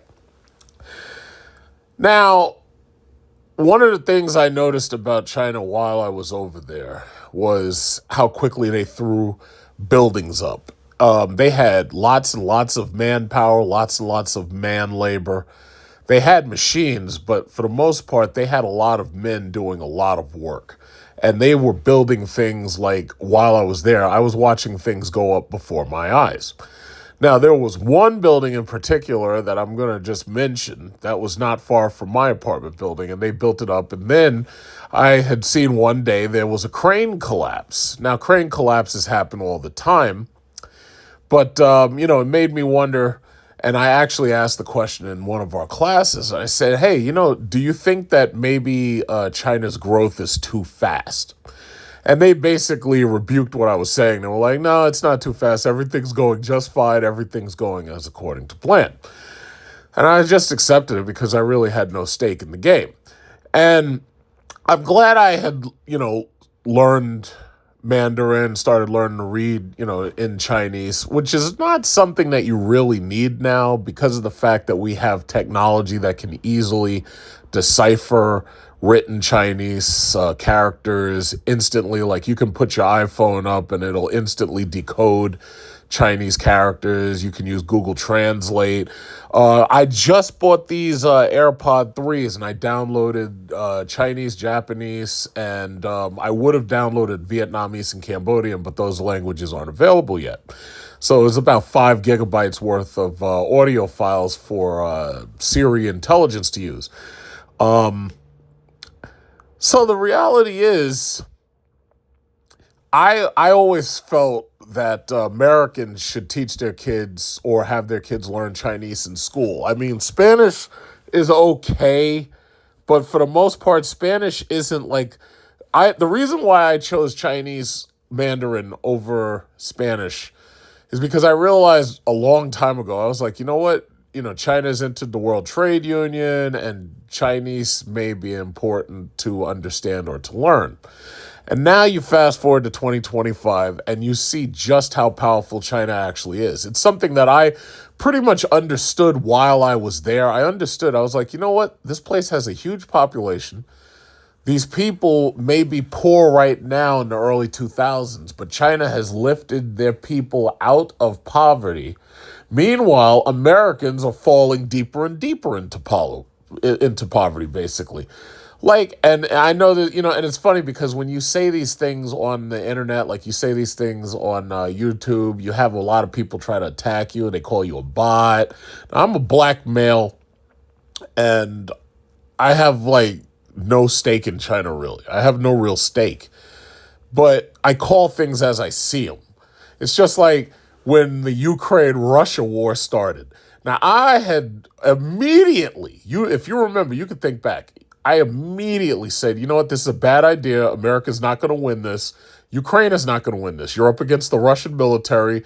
If you people had even paid attention to Rambo 3 or Metal Gear Solid, you would know that you're not beating the Russian military, unless you go to all-out nuclear war. You're not beating them with a proxy war. Of course, I had people calling me Ivan. I had people calling me Khrushchev, like people making fun of me. And oh, you don't know what you're talking about, Ivan. And whatever, comrade, and all that. So, yeah, you got the usual bots making fun of you and talking shit. Now, fast forward a couple of years, and at this point, it's pretty much understood by just about everybody that America can't win that proxy war against Russia. I think it's kind of interesting, before I go on to talk about this MarketWatch stuff, I think it's kind of interesting that with Trump's administration and even with Biden's administration, the two biggest targets have been China and Russia. I really think personally, and I can't prove it because they'll never tell you the truth, but I think that these neocons, both Republican and Democrat, I think these people have had a hard-on against Russia and China that dates way back, probably to beyond World War II. Because when you really think about it, we lost the war in Vietnam, not because the Vietnamese were great fighters. We lost the war in Vietnam because China flooded Vietnam with weapons. They had enough time to indoctrinate people into communism. And ultimately, they were going to send Chinese troops down there to support communism for the most part, aside from those that they did send. So America could have won Vietnam, but we ended up basically getting pushed out of it. But then you also think about World War II. We didn't win they don't teach World War II the way I guess maybe it should be taught. But when you really look at World War II ultimately was won by Russia. It wasn't won by America. America basically turned a deaf ear and let what was happening over there, all the atrocities and everything, America turned and let that shit happen, just like we're doing now with Gaza. And the reality is, we didn't really jump into war until Pearl Harbor happened. And that was the Japanese that bombed us, which, by the way, was caused by us putting sanctions on the Japanese. And we were shortening their oil supply, and we were also making it so that they couldn't get, certain goods, especially sugar, which, as you know, the Japanese used to make Christmas cake. But I'm not going to talk about that right now. So anyway, Russia conquered Germany. Russia rolled into Berlin and molested all of those German women. And Russia came in and shot every last Russian targeted boy. Every boy, like Kratos says, every boy, German boy. So anyway, Russia came in there and shot all them kids up. Just like what's happening right now in Gaza. Russia came in there, took that place entirely over, which is how you got the Berlin Wall pretty much. You got communism on one side and not communism on the other side. And that's a whole nother story. But it seems to me a lot of these neocons, they're probably still pissed off about the fact that they literally lost these two wars mostly because of Russia and China. Well, basically because of Russia and China.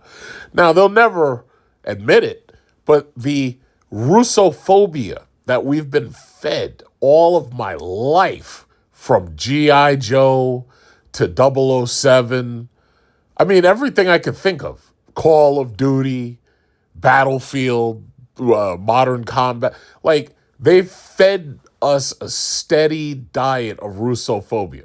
Then it became anti-Chinese propaganda and anti-Chinese phobia and whatnot, specifically in the video games. When they felt like being nice and racist when the games were good, we had the anti-Korean, anti-North Korean, I should say, crisis. And they very specifically said, yeah, these people are the enemy and you need to fight these people. And they've been doing that for so long. I mean, it was even embedded into the cartoons, if you really think about it. Like, you had, shows like Tailspin, where the main villains are Russians, or they sound like communist Russians and everything. You had it built into just about everything. And now here you are in a situation where we're literally in a I guess it's a Cold War, because some people might disagree, but we're basically in a Cold War with Russia and we're in a Cold War with China.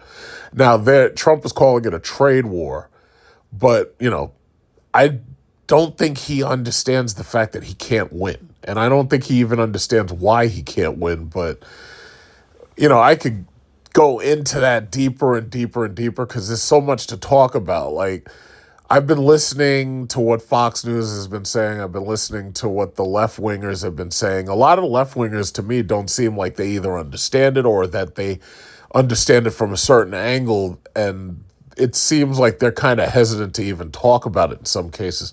Fox News is absolutely anti-China. But what they don't seem to understand is that this is a war they can't win. So, bottom line is this: the vast majority of all of our stuff is made in China. China, and I've said this before, China has been allowing Americans to live a quality of life that our own productivity does not justify. You can get so much stuff, so much cheap stuff, silverware, dinnerware, clothing, ceiling fans, televisions. I mean, the mere fact that I was just at Walmart when I was buying these AirPods. Now, the AirPods are supposedly made in Vietnam, and my iPhone, which is something they really didn't talk that much about, because of Trump's pressure, Apple was forced to start making iPhones in India. So one of the things they really don't talk too much about is the fact that if you ask, iPhone is actually made in India. But China makes so much of our stuff that at this point, to go to a trade war with China, you're basically doing two things. You're causing all the prices of everything that we buy basically to go up. And on top of that, if things got really bad, a lot of the stuff that you would normally be getting shipped over here from China disappears and you stop seeing it, or there's a shortage of it. So those are the two main things that you get during this trade war. But the way it seems to me, China is doing it just like, if you remember the movie Enter the Dragon with Bruce Lee, it's called The Art of Fighting Without Fighting. China is not interested in warfare. China is not interested in firing a single shot. China is going to beat us economically. China is going to, and I've said this 100,000 times, China is forming trade deals and partnerships with every single one of our enemies. China is forming all these partnerships because what they want to do is they want to sell electric vehicles. This is what the rare earth minerals is about. They want to sell these electric vehicles and electronics. And they want to go into Africa. They want to get these cobalt, tantalum, and they want to get coltan. They want to get all this stuff from Africa. But they don't have to fight Africans to do it. They don't have to kill Africans to do it. All they have to do is make a partnership. And they'll say, hey, listen, you people don't have toilets. You people don't have electricity. You people don't have wires and stuff that carry electricity back and forth to village. So guess what? If we come in and you let us come in and take these materials, these minerals out of the ground, what we'll do is we'll help you by building plumbing and we'll help you by building electric infrastructure. How's that sound? And of course, the Africans said, hey, that sounds like a great idea. And that's ultimately what they're doing. Now, America puts sanctions on people. America tries to control everybody and bully everybody with the sanctions. But now that's not working. And as you can see, think about we just had an issue with India. Now we have sanctions on Russian oil. India's buying Russian oil behind our back. And of course we know about it, but the thing about it is they're doing it anyway. China's buying Russian oil behind our back. Just about any one of our enemies is going to buy Russian oil. And America's basically saying, okay, if you're buying Russian oil, you're fueling the war against Ukraine. But guess what? That was a war you couldn't win at all. Anything short of nuclear technology and nuclear weapons being used, there was no way you were going to win that. I always thought it was ridiculous when these people were like, oh, yeah, well, we got to give Ukraine more missiles and more fighter jets, and we got to give. And I was like, listen, nothing short of giving Ukraine like the Death Star and X-Wings and TIE fighters, nothing short of that is going to let them win this against Russia. It's not going to happen. So what you're basically doing is you're fighting just to keep Russia destabilized, but Russia, as you can see, is not destabilized. Russia seems to be, in my opinion, they're putting together a chess strategy, or not putting together, but they're executing a chess strategy where what you do is you don't try to checkmate the opponent. What you do is you run their clock out. So think about it. Biden was in there. Biden was in there for all those years that you had this Russian-Ukraine conflict. Biden's clock ran out. Biden is no longer president. So now you got Trump in there. Well, guess what? Russia's looking at Trump. Yeah, well, you got 4 years. And that's it. Your clock is 4 years long. Russia's running Trump's clock out because, as you can see, Trump said, oh, yeah, when I get into office, the war in Ukraine going to be over on day one. As soon as I get into office, everything's going to be great. Everything's going to be great. War in Ukraine over. I'm going to sign it on day one. I'm going to call Vladimir Putin day one. What? Yeah, guess what? That hasn't happened. And now he's talking about having to send missiles. He's like, oh, yeah, I'm going to send missiles over there. Guess what? And it's funny. Somebody was telling me that. They were like, oh, yeah, well, Trump said he's going to send Patriot missiles. I was like, do you know what a Patriot missile does? All a Patriot missile does is it intercepts other missiles. That's not really an offensive weapon system. A Patriot missile is not an offensive weapon. That's a defensive weapon. And I'm like, yeah, he's doing that stuff to make it sound good like he's doing something, but he's not doing anything. You can send Ukraine all the fighters you want. You will sit back and watch them get shot down one by one because Russia has those S-400 missile systems over there. So basically, you can't fly around there because you get shot down. It's just that simple. China was talking about, oh, we're going to put up quantum radar that can easily detect stealth fighters and whatnot that America has. That's one of the biggest problems with stealth technology. That shit is obsolete. That stuff was designed during the Cold War. It was updated using modern technology, but the bottom line is a fighter jet is still a fighter jet. You can't hide that. Like, we have satellites looking down. We've got things looking up. We got radar looking sideways. It's like you can't hide that. It's like if something is moving through the air, it's impossible to hide. You can see it. We've got AI watching the freaking radar now. You're not hiding anything. If AI is looking, they'd be like, that radar cross signature looks like a bumblebee, but why is it moving at 600 miles an hour? Oh, you know what? That's not a bumblebee. That's an airplane. And then, you know what? I have an idea. Let me shoot it down. And that's what happens. So the reality is you're in a situation now that it's like the old school standing warfare no longer works. You can't have standing warfare when you have a nuclear armed society. If we got two sides that got nuclear weapons, there's no such thing as a standing army. See, it was easy for America to go over there and bomb Iran because they don't have, or supposedly they didn't have nuclear weapons. I still haven't seen anybody talk about where's all the uranium radioactive fallout because it seems to me if you bomb centrifuges with uranium, it seems that you're supposed to have fallout, but I haven't heard or seen anything of that, so I'll just let that go. But The bottom line is, yeah, you could easily bomb Iran, you could easily shoot up Gazan people and everything, but you ain't touching Russia and you ain't touching China, and I think that much is obvious by now. So all these crazy-ass neocons and these racists on the right who think it's that easy, I just want to remind them that, no, it's really not. It's not. And they're proving it every day. So let's take a look at the stocks. So first of all, the most important things to talk about are gold and Bitcoin. As you can see, gold is at $4,375. Gold has shot up. The gold holdings I have shot up. And now it's at, $43.77 an ounce. So now what they've basically done is they've made people like Peter Schiff, who were anti-crypto and pro-gold, they've basically made him right. Why? Because the U.S. dollar has been declining in value.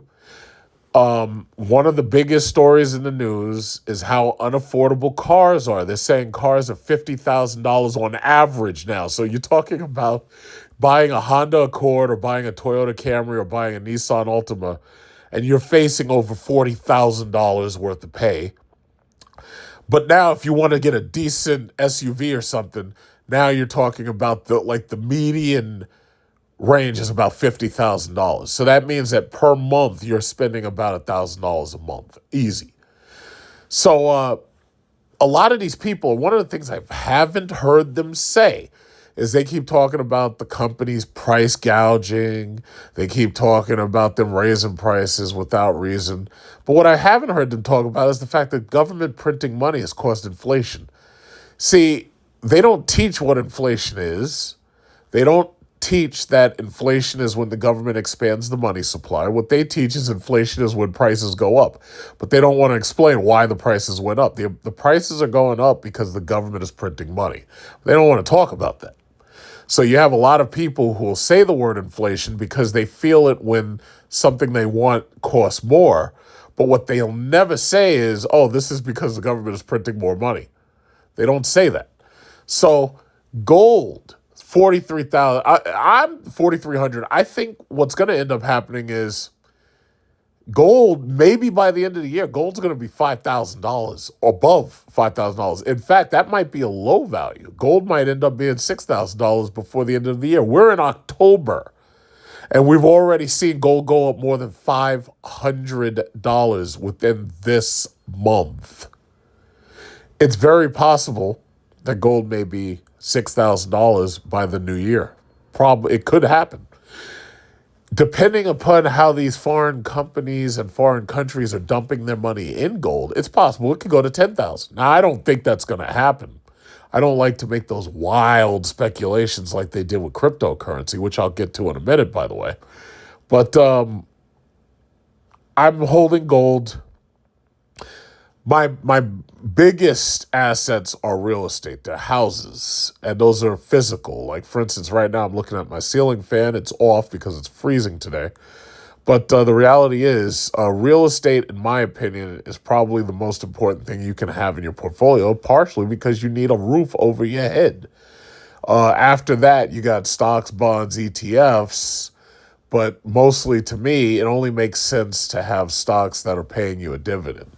And some people would say that because the U.S. dollar seems to be in decline, and it's not really that it seems to be, it is. Some people would say that what you should do is you should buy foreign stocks that pay dividends. Now, that could be any decently sized foreign company that you know of that pays dividends. You almost can't go wrong, especially if you're aiming for European countries or countries that have companies in them that, pay dividends. You almost can't go wrong. Japanese, South Korean. I can't talk about Chinese stocks really because with the Holding Foreign Companies Accountable Act, that was basically the first shot that was fired at China. And that's when you saw all the Chinese stocks start to fall. Well, the ones that were listed in America anyway.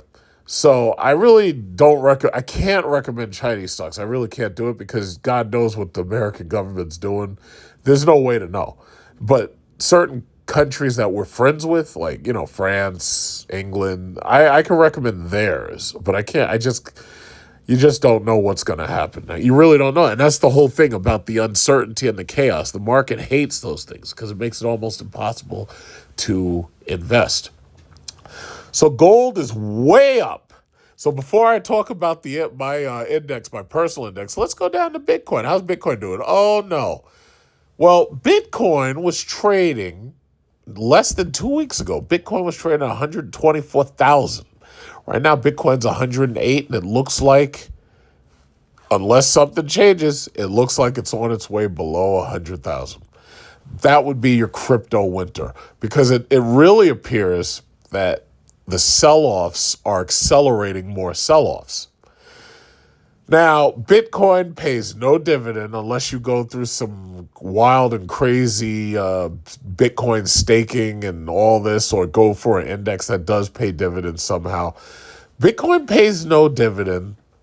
Most crypto pays no dividend, very simply because they're not profitable. They don't show profit. And even if they had a profit, they wouldn't be divvying that profit up with, all the Bitcoin owners. So Bitcoin pays no dividend. To me, it's not worth holding. And it never has been. I don't care if it goes to 200,000, 300,000. It's the same bullshit. And I don't even think it'll ever get that high, because it really appears that Russia's basically been accusing us of manipulating cryptocurrency and trying to dump the U.S. debt into cryptocurrency. One of the things that occurred to me years ago is that it was possible that cryptocurrencies like Bitcoin could be a tax on the entire world. A tax on the entire world.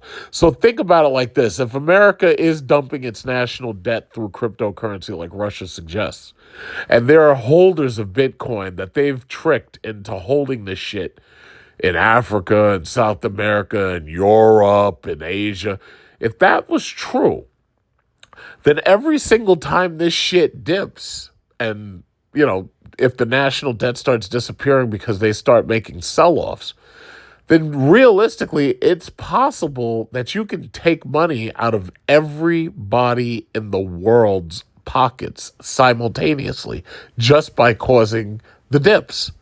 Now, what Trump is doing, Trump gets on the Truth Social or those stupid media things, and he says something, and then all of a sudden you see a gigantic dip or you see a sell-off.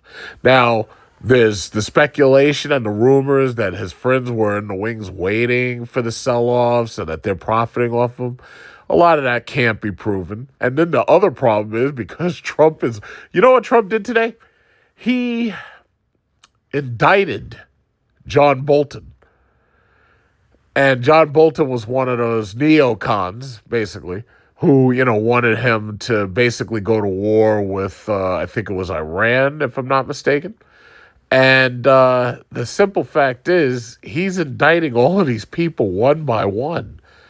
And, he got Letitia James because she came after him over his fraudulent mortgage dealings, allegedly. And now he's at the John Bolton. So basically, he's showing, like, the Republican, the right wing, he's basically showing them that if any of them go against him, he's coming after them swinging the hammer, which, is obviously, an authoritarian fascist bent. But most people, they don't want to talk about that. But I'm looking at this crypto market. You got Ethereum down below 4,000 again. You got Bitcoin headed towards 100,000. You got XRP at $2.33. You got Litecoin down at $92. So my guess is there's a lot of people that plan to rush back in. And it's also possible that a lot of people are taking money out and cashing out of crypto, and it's possible they're buying into gold because they see gold suddenly gaining all this momentum. So that's a possibility. But the reality is, most of these people, they don't own whole Bitcoins. Most of these people have Bitcoin crumbs. Like, they have small amounts of Bitcoin, or they have small amounts invested, but they don't own entire Bitcoins. They really don't. So these people are right now feeling the pinch because now they're fearing these sell-offs. And as the sell-offs accelerate, it just becomes a vicious cycle of sell-offs. Meanwhile, gold is on a positive upswing. Now my stocks and my index, I will say this. I'm done with Tesla. As soon as Tesla hits $500, which I don't even think that's going to happen, but it could happen, and I'm just waiting for it. Tesla's at $428 right now. Now, most people would probably tell me, yeah, this is a great time to sell your stock. I'm hoping that it could hit $500, because if it hit, what was its high? Its high was 488, and that was with the 52-week high. It was 488. Now, if something were to happen that could push it back to 500, I'm ready to sell all. Elon Musk is a mess. As a CEO, he really needs to be fired. They need to get somebody new. They need to put a new face on the company. But the problem is Elon Musk is the face of the company. And at this point, he's done irreparable damage to the company. And any other company would have fired his ass. But they can't get rid of him because he is the company. And bottom line is, now electric vehicles are making huge movements. They're basically saying that in 2026, electric vehicles that are used are going to be the huge, big new thing. Because like for 2024 and 2025, there have been so many vehicles that were purchased between, let's say, 2023 and now, that a lot of those vehicles, when they go back off lease and they go back onto the used car market, they're saying that a lot of those vehicles are going to be attracting a lot of money. The gas vehicles are boring at this point. A lot of people are trying to move towards electric. I personally think that people really shouldn't move to electric unless they have a house and unless they have a place to charge it at home. However, Tesla has made it so ubiquitous to charge their cars that buying a used Tesla is actually a decent idea. My problem is, if you don't have heated and ventilated seats, I don't want it. So that means that I wouldn't buy anything other than a 2025 model, or a model that I consider to be loaded enough to be worth buying. So I expect to have heated seats, ventilated seats. I expect to have heated seats in the back. You're not going to get a powered sunshade, but the reality is I wouldn't buy a Tesla anyway. If I was going to buy a new electric car right now, it would probably be a Cadillac Optic or the Cadillac Vistic if I was going to buy something else right now. But there's so many options that you got used BMW iXs, you got used Mercedes EQs going for like a third the price EQS 580 used to be $130,000 plus tax, right? Now you can get them under $50,000. So that's a gigantic drop. But luxury vehicles depreciate fast. Electric vehicles depreciate fast, but when you have a luxury electric vehicle, this thing is going to depreciate faster than you can imagine. So that's Tesla. I would personally say that I've replaced Tesla as the man-goat T. Instead of Tesla, I'm using TSM. TSM, which I mentioned TSM and AMD to you a long time ago, Taiwan Semiconductor. They pay you a 1.1% dividend. And as you can see, if you look at the year, TSM has gone from a 52-week low of 134 to a 52-week high of 311. So I've been talking about AMD and TSM and SCMI. I've been talking about those things for a long time. Most of it's because these things are AI driven. Now, as far as NVIDIA is the train. NVIDIA is pulling the train. Now, they're pulling the train for Microsoft, for Apple, for Google, for Amazon, because all of these companies, all of them want AI. All of them want AI specifically because it helps them with management of data mining, and they want our data. So all of them want AI. And now you've got like these advanced apps like Sora, which I talked about like last time. And these things are so advanced that they're making videos of Martin Luther King and Hitler and Mr. Rogers, and they're bringing back all these dead people and they're putting them in videos. They're putting them in whole videos. And it's amazing what they're able to do. And it's crazy because the technology is still in its infancy. And that's what's so amazing about it. Like, the technology is just getting started. But they're able to do all of this, and they're able to do it now. That's what's so amazing about it. So Meta, Facebook, what is it, 712.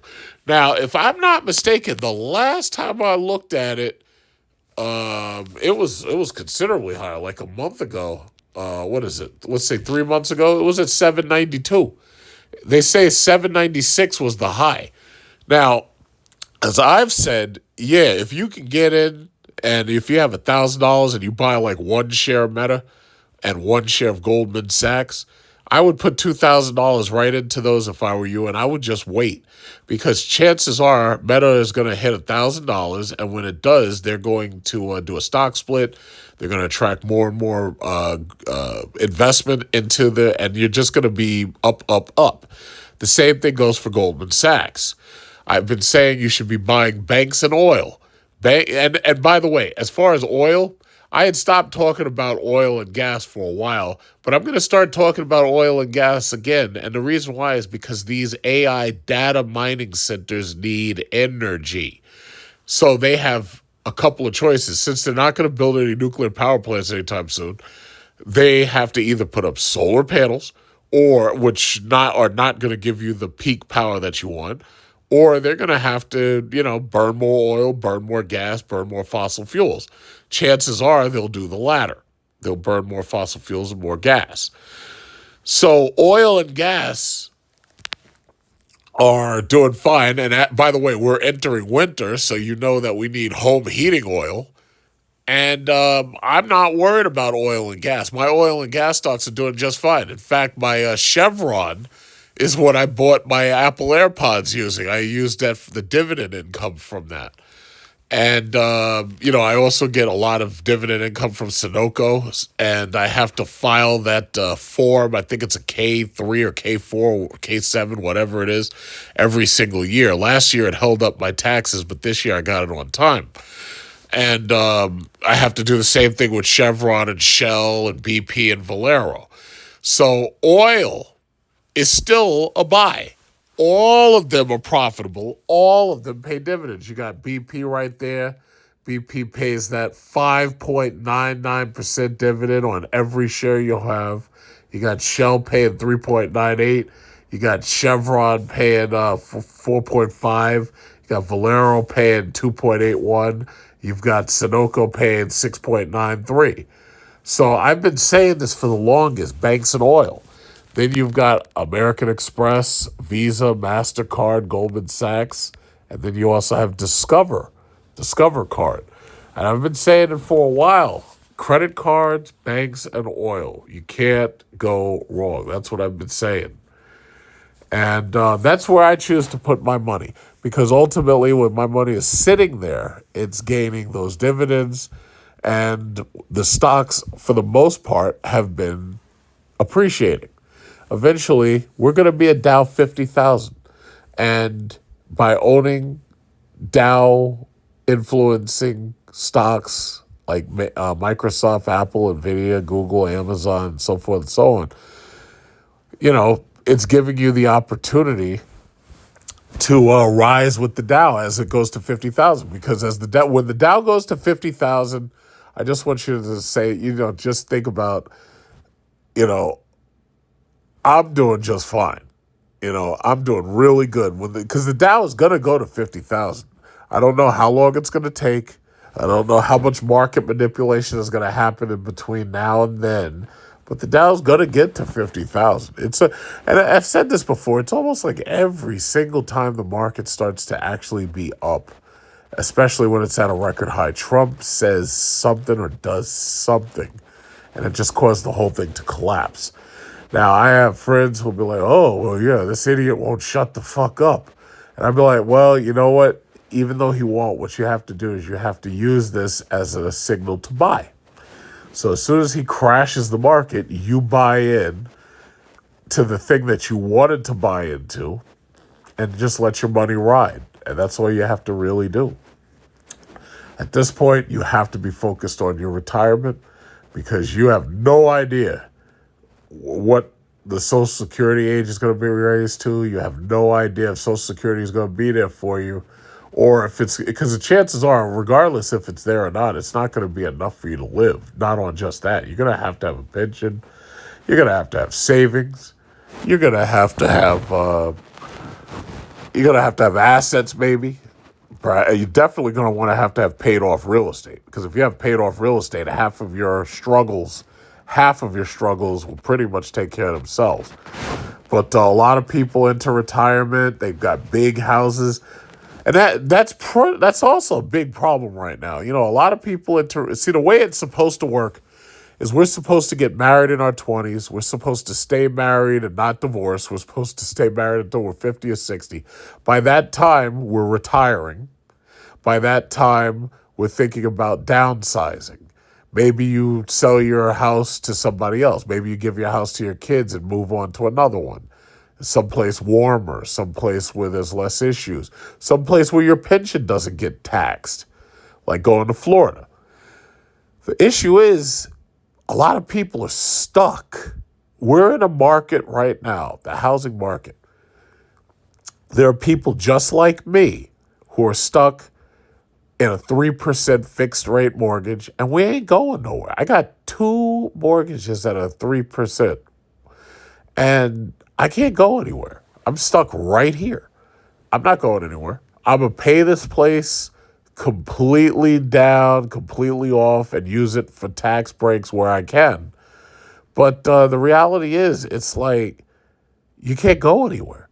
And these people who should be retiring right now, most of them have to basically get right back up in the morning and go to work. And they can't go anywhere. And I've said the same thing. That's not going to be me. If I have to take all of my stuff and push it into one room in this house in the basement and rent this place out, you're going to find me in the Philippines or Thailand, and I'm going to have my head in some young wife, some young Thai wife, young Filipino wife. I'm going to have my head on her lap, and she's going to be rubbing me down with coconut oil and feeding me buko juice. You're going to be here working like a slave for the city, the government, whatever it is. I'm not going to be here. Like it bothers me when I see people who retire who have to go back to work. That is not going to be me. If I have to rent out everything I got, I'll use that income to get the fuck out of here. And you'll see me on the opposite side of the planet. And you know who I think about when I think about that? I think about Russell Simmons.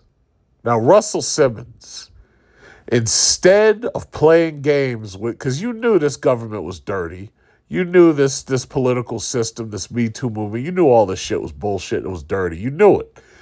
Puff Daddy, he waited around. Like when I saw Puff Daddy, I saw this dude, he was waiting around. And he, because he got so much money here, so he said, I'm not leaving. I'm going to stay here and fight. Well, look at Puff Daddy right now. Puff Daddy's in fucking prison. For the next 4 years, he's in prison. 4 years. And they throw him 4 years. And oh, yes, well, we hope that, you learn and rehabilitate yourself. And maybe when you come out, you could be a figure for good, all that bullshit. You got Puff Daddy's in prison. This man was like worth $1 billion something. This guy's in prison. Then you got, who else? What's that other guy? R. Kelly. R. Kelly, I was having this conversation earlier with a coworker. We were talking about it. R. Kelly is in prison. I don't even know how long he's going to be in prison because honestly, I didn't really look. I didn't really care. I forgot. The bottom line is this dude's he's saying they're not giving him his medicine in prison. He's saying people are trying to kill him. He's saying he's getting threatened. He's getting beat up and he's getting fights and shit. But then I look at Russell Simmons. Russell Simmons said, fuck this shit. I'm going to pack everything up that anything that I could carry on my back and anything I can't carry, I'll buy it in cash. Now, and by the way, let me just say this. I met Russell Simmons. I know him personally. I've got photos with him. And if you know me personally, I might have showed you photos of him on my phone. I know this guy. And I got a photo right now, right here in my favorites. And I'm not going to put it up here because I'm in it. But the bottom line is, Russell Simmons did exactly what he should have done. And you think about this, people like Cuba Gooding Jr., and these bitches came after him and said, yeah, Cuba Gooding Jr. is probably like the most benign man that there is. Like, for that guy didn't do nothing to nobody. And you know it. And they even showed a video of him putting his hand on a girl's knee and stuff. And not a girl, it was a woman, but he put his hand on her knee, and I was like, well, that doesn't look like molestation. That doesn't look. But anyway, they go after Cuba Gooding Jr. They went after Kevin Spacey. They went after they went after everybody. Russell Simmons said, I'm getting my passport. I'm getting out of here. Russell Simmons flew over there to Bali. Now, last year I was in Bali. I had a great time in Bali. I liked Bali more than Maldives. I liked Bali more than Seychelles. I don't know if Bali's better than Bora Bora, but when I go to Bora Bora, I'll be able to make an informed decision. And I personally think Bora Bora is probably not as good as Bali. I think Bali was probably better. But I'll have to wait before I can judge. Russell Simmons got his shit. He said, fuck this. I'm getting out of here soon, right now. He's over there in Bali. They don't even bother talking about him no more because there ain't nothing they can do about it. He's over there. As far as I know, Bali doesn't have extradition. He's over there. And one of the things I got to say is when I met Russell Simmons, one of the things that this guy did that I have to bring up, this guy was doing that Buddhistic chant meditation shit. And I gotta say, I was expecting when I met him, I thought it was going to be completely different.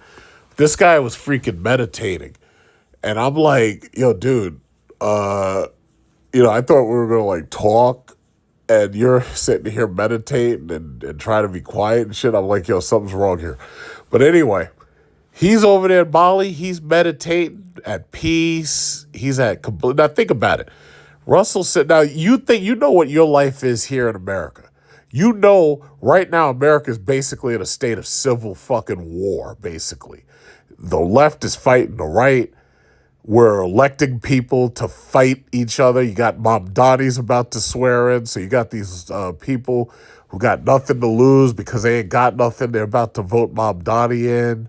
Trump is threatening not to give money to New York. I don't even think he could do that. But the bottom line is, it's like we're basically in a state of civil war right now. You got these racist Republican GOP staffers just got caught with the Nazi and pro-Hitler and all these comments and everything. And J.D. Vance is on the news downplaying it, coddling them and all this. You got Elon Musk supporting quote-unquote free hate speech, basically. You got them trying to upplay Charlie Kirk and all this. And it's like we're basically in a state of civil war right here. Russell Simmons said, I'm out of here. And he packed up his shit, whatever he could carry. He got on that plane. He got out of here as quickly as he could. Russell Simmons is over there. I don't know how he does his money. I don't know if he's got it in crypto or whatever it is. But this guy, he's over there. And he's got whatever. I'll tell you like this. If you had just $10 million, that's enough for you to live the rest of your life over there. You ain't never got to come back here. Just $10 million. You can bounce from Thailand to Vietnam to Cambodia to Bali, and you could go all around. And you're just, the money that you got, you put that in one of those Asian banks or something like that, and you got your money hidden, maybe he's got it in crypto. Who knows? Bottom line is, he ain't never got to come back here. And what would you? And this was another thing we talked about. What would you be coming back to? You've divorced Kimora Lee Simmons, I believe. She's got baby fat. You're out of Fat Farm, and you're just gone, and that's it. You're gone. You don't have to ever come back here, ever. And he's over there in Bali. He's on those beautiful resorts. If he wants to date them women over there, he's got the Bali women over there. Or he could go to that island. They got an island over there in Indonesia. Bawean women. They're Bawe. These Bawean women. And there's not enough men on the island. And he could get one of them. And the dude's rich. He could go to the Philippines. He could go to Thailand, Vietnam, Cambodia, Myanmar, Laos, Singapore. The dude's rich. And he's over there. I want you to just think about Russell Simmons right now. This guy is so important. He's over there peaceful. He's over there with his Buddhistic meditation and shit. He's over there eating their horrible food, which I didn't like. I didn't like the Bali food that much. So every single day I would walk like a mile and a half to go to the Hard Rock Cafe because I didn't like their food. The only food that they had that I liked was the fruits. And some of the fruits they weren't sweet enough, really. So what I would do is I'd go, and I made videos of this. I would go over to the mall and I'd go shopping and I'd get like yogurt and stuff because they had some good yogurt. And their supermarkets were nothing like ours. Like they only had like 2 flavors of soda. It was like Diet Sprite with no sugar, and then there was Diet Coke, no sugar. It was like there was just 2 flavors of soda. You go into Walmart, there's like 30 or 40 flavors of soda.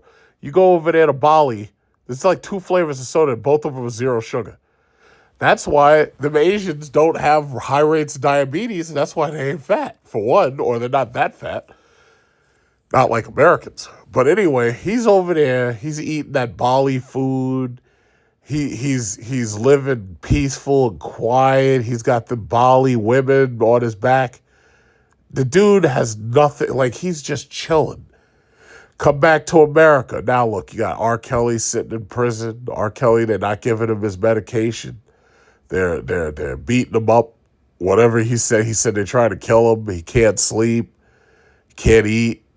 His medication's not being given to him. Then you look at what's that other guy? R. Kelly, and then the other guy is Puff Daddy. Puff Daddy, he looks like somebody's grandfather. He's sitting in prison for 4 years. I mean, that's what I'm talking about. Now you say, oh, how does that relate to retirement? Well, it's the same shit. Government's printing money. Your money's going to be worth less and less and less. Your pension's going to be worth less and less and less. You're going to get to retirement. You're going to be like, oh, shit, I got to go back to work. I can't afford to live. My house isn't paid off. My wife took half my shit. My kids got 18 years of child support, so forth and so on. And you got to go back to work? Hells no. I'm going to do exactly what Russell Simmons did. I'm going to get me right on one of them planes, and I'm going to go right over there. And I'm going to stay right over there. Because, it's funny because there's so many things that could probably try to call you back. Like if I had if my parents were like, oh, yeah, you got to come back because your dad's sick or your mom's sick and we don't know how long they're going to last. I'm like, yeah, give them my love. I'm not coming back. Sorry. In fact, if you want to come over here, I'll give you a plane ticket. I'll send you a plane ticket. You can come over here and see me. I'm not coming back there. So could you imagine that you're living in exile or self-imposed exile? You're like Russell Simmons. You're over there in Bali. You're having the time of your life in peace. And they're trying to get you to come back over here so they could kill you or so they could throw you in prison. Think about Michael Jackson. Michael Jackson was over there in Iran. Michael Jackson's over there in Iran. He was doing just fine. And he left here after winning a case against these people who try to basically, oh, yeah, he did this and that. Michael Jackson was over there. He was living peacefully, right? He made the mistake of coming back here. Now look at Michael Jackson. Dead. His doctor gave him too much propofol. Just think about that. Now, if he was over there, he doesn't need no damn drugs. He just lived peacefully. That you don't have trouble sleeping if you're in a state of peace. Propofol does not give you sleep. What it does, like I had propofol for a surgical procedure, and when they anesthetize you, like the anesthesiologist comes up with a big ass Rolex on his arm, so you know this guy knows what he's doing. But he didn't even tell me to count to 10. He just put he gave me the IV. And then he just said, yeah, okay, so I'm going to put something in there to help you relax. And that's like the last thing I remember him saying. And then I'm waking up on the table. And it's so weird when you're under the influence of that drug, because I'd have my eyes closed and I'm laying there and I'm trying to sleep. And then the nurses would come up and they would just touch me or they'd get near me. And then all of a sudden I snapped to attention. Like, you don't get to sleep when you're doing that shit. Michael Jackson should have stayed his ass right over there. If I had control of Michael Jackson, I would have told Michael Jackson, don't you go back to America. Stay your ass right here. You got your passport. You did the right thing. Stay right here. And Michael Jackson, if it was me, Michael Jackson'd still be alive. Michael Jackson made the mistake of coming back. You know how they say, don't bring the women back here because of your passport, bro. You go over there, you find a woman, don't bring her back. They're right. They're 100% right. We saw what happened with that Kenyan guy. The Kenyan guy goes over to Kenya, gets himself a wife, made the mistake of bringing her back. Now look at him. She leaves him for a white man. And they're on a golf course, golfing, playing, doing cheap activities. She left him and the kid. You don't come back. You don't do it. Because there's something about this place. This is a toxic environment. This is a toxic environment. That's what this is. Michael Jackson came back. Michael Jackson's dead. Puff Daddy stayed. Puff Daddy's in prison for the next 4 years. What's that other guy? R. Kelly. R. Kelly's in prison for God knows how many years. I don't know how long he's going to be there. All you had to do was stay your ass over there. You had the money. You had a chance. And now look at you. You're in prison. All back of the bus and shit. Look at that. It's a damn shame. Russell Simmons is over there smiling. Russell Simmons over there having a damn good time. He's going about his daily life. He's probably on a farm petting some animals right now. He's probably doing something peaceful, like he's finding little insects and he's helping them get out of their eggs. He's doing something peaceful probably. And he's having a good time doing it. Over there in Bali, man, let me tell you something. That place was so peaceful. It was so peaceful. I can't tell you how peaceful it was. When I was over there in Bali, and you saw some of the videos I made, I was over there in Bali, and they're over here, they're trying to blow Trump's head off. One morning, I was at the hotel, and I wake up, and I'm looking at the news, and you know what? No, you know what it was? I think there was a text message, because I was part of a text group. And one of my uncles said, oh, look, yeah, Trump hurt himself at a rally. And I was like, hurt himself at a rally? What are you talking about? So I turned on the news and I listened to the video and I'm like, wait a minute, those are gunshots. He didn't hurt himself, because if you remember, they initially reported, they was like, yeah, Trump may have hurt himself at the rally. And I turned on the news and I was like, wait a minute, those are gunshots. I have an AR-15. I know what gunshots sound like. They up there trying to blow his head off. And the dude didn't even have the appropriate rifle or the appropriate scope. That's why he missed. See, the dude who took Charlie Kirk out, he knew what he was doing. He had the appropriate rifle, appropriate scope. You don't use no goddamn red dot sight on nobody who's 100 fucking yards. You don't do that. That's stupid. You got to do like Call of Duty.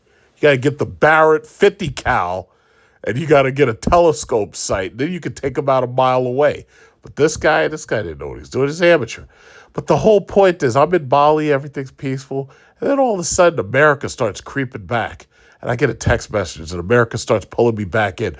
Just when I thought I was out, they pull me back in. I get pulled in. I'm looking at this. I'm like, oh my God, they're trying to kill him. Those are gunshots. What are you talking about? He's trying to hurt himself. He didn't do that. These bullets flying over his neck. That's what I'm talking about. You don't hear about, when was the last time you heard about bullets flying over somebody's neck in Bali? You don't hear about that. It doesn't happen. It just doesn't happen.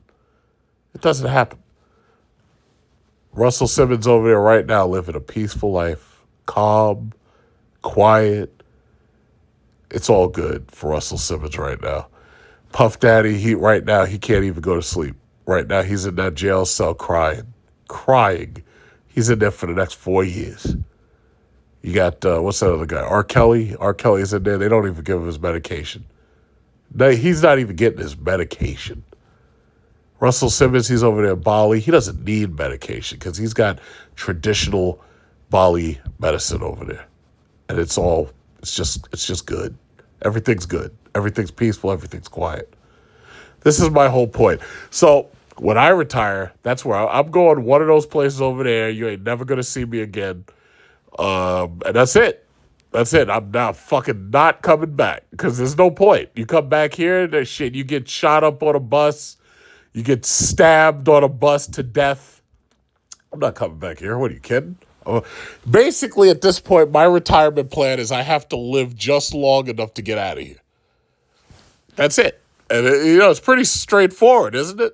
That's pretty straightforward. You know how people have New Year's resolutions? I don't have New Year's resolutions anymore. My single standing order, make enough money to leave and not have to come back. That's it. Right? Nice and simple. That is one directive, a prime directive. There you go. As far as this market's going, this market's a mess, and we got Trump to blame. This is his fault. These people, these neocons, they decided to take on China, and it's already backfiring. They can't win. This is another proxy war that they can't win, and they just don't get it. They can't win this. They've already lost. They lost on day one, but they just don't get it. They do not get it. So I guess that's pretty much all I had to say. If you want to set up your portfolio, you got to buy banks, you got to buy oil, you got to buy credit cards. So now I'm moving on to my weekend, and I got a freaking coworker who wants to come over here and wants to use my laundry systems that I got over here, wants to use my washer, my dryer. I'm thinking about, okay, well, what are we going to do to pass the time? Because it takes like close to an hour to wash, like a cycle, and then you got to dry the stuff. It's like, what are we going to do to pass the time? Well, it's like you got options. It's like either we could play chess, we could play, video games, or I could clap those cheeks. So I'm not sure exactly what's going to happen, but, that's what it is. So there's that. Then over the weekend, I probably got to do some shopping. May have to get some groceries. Don't know. But that's about it. Where will the market be in a week? God knows. We just don't know. Will Bitcoin be under $100,000? Maybe. Who knows? Will gold be $4,500? Maybe. Who knows? Maybe it'll be $5,000. I don't know. A week from now, I think what they've triggered is a buying frenzy. And I also think they've triggered a selling frenzy. And I'm just going to keep on dollar cost averaging. That's what they call it when you keep buying regardless what the market is doing. I'm just going to keep dollar cost averaging because there's really nothing else you can really do. I'm not selling anything. I'm just not. My dividend paying stocks are going to sit still. I'm not selling any of it. I will keep buying. I will not sell any of it at all. And I guess that's about that. So that's my story for the week. That's this week of October the 16th. And hopefully everybody has a good week. And question, comments, criticism. You can put. 关你什么事啊？你爷爷不骚吗？你奶奶不骚吗？你爸爸不骚吗？你妈妈不骚吗？你不骚吗？装什么清高啊？ All right, Pastor. That thing look good. I tell you, the joke. Oh, Pastor. Look, he get in the family side. You want to show it? I show for you, Pastor. No, you gotta sit in there. I think, still there. I probably did when you probably turned it on. All right, Pastor. All right, that boy look good in that thing already. think I'm gonna miss church. Go take you a long ride, Pastor. All right. Let's go. My daughter better get a second job. I won't work. Don't play with my pastor, baby. Long ride, Pastor. Just free your mind. A long ride. Pastor, tell him don't play with no you. Pastor said don't play with no him. What y'all think? Love it. Ooh. Go, Pastor. Go, Pastor. Go, Pastor. This for cruising. Go, Pastor. Go, Pastor. Don't play with my pastor, baby.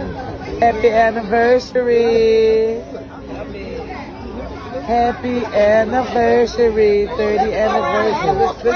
Oh, yeah, for real. What is happening? That's a whole jet. A jumbo jet just crashed the entrance. You gotta be kidding me. It's entry number 28. I don't believe this. That's Osama bin Laden. Losing its mind. Osama bin Laden's in the Royal Rumble. This place just entry number 28. I don't believe this. That's Osama bin Laden. Losing its mind. To be continued.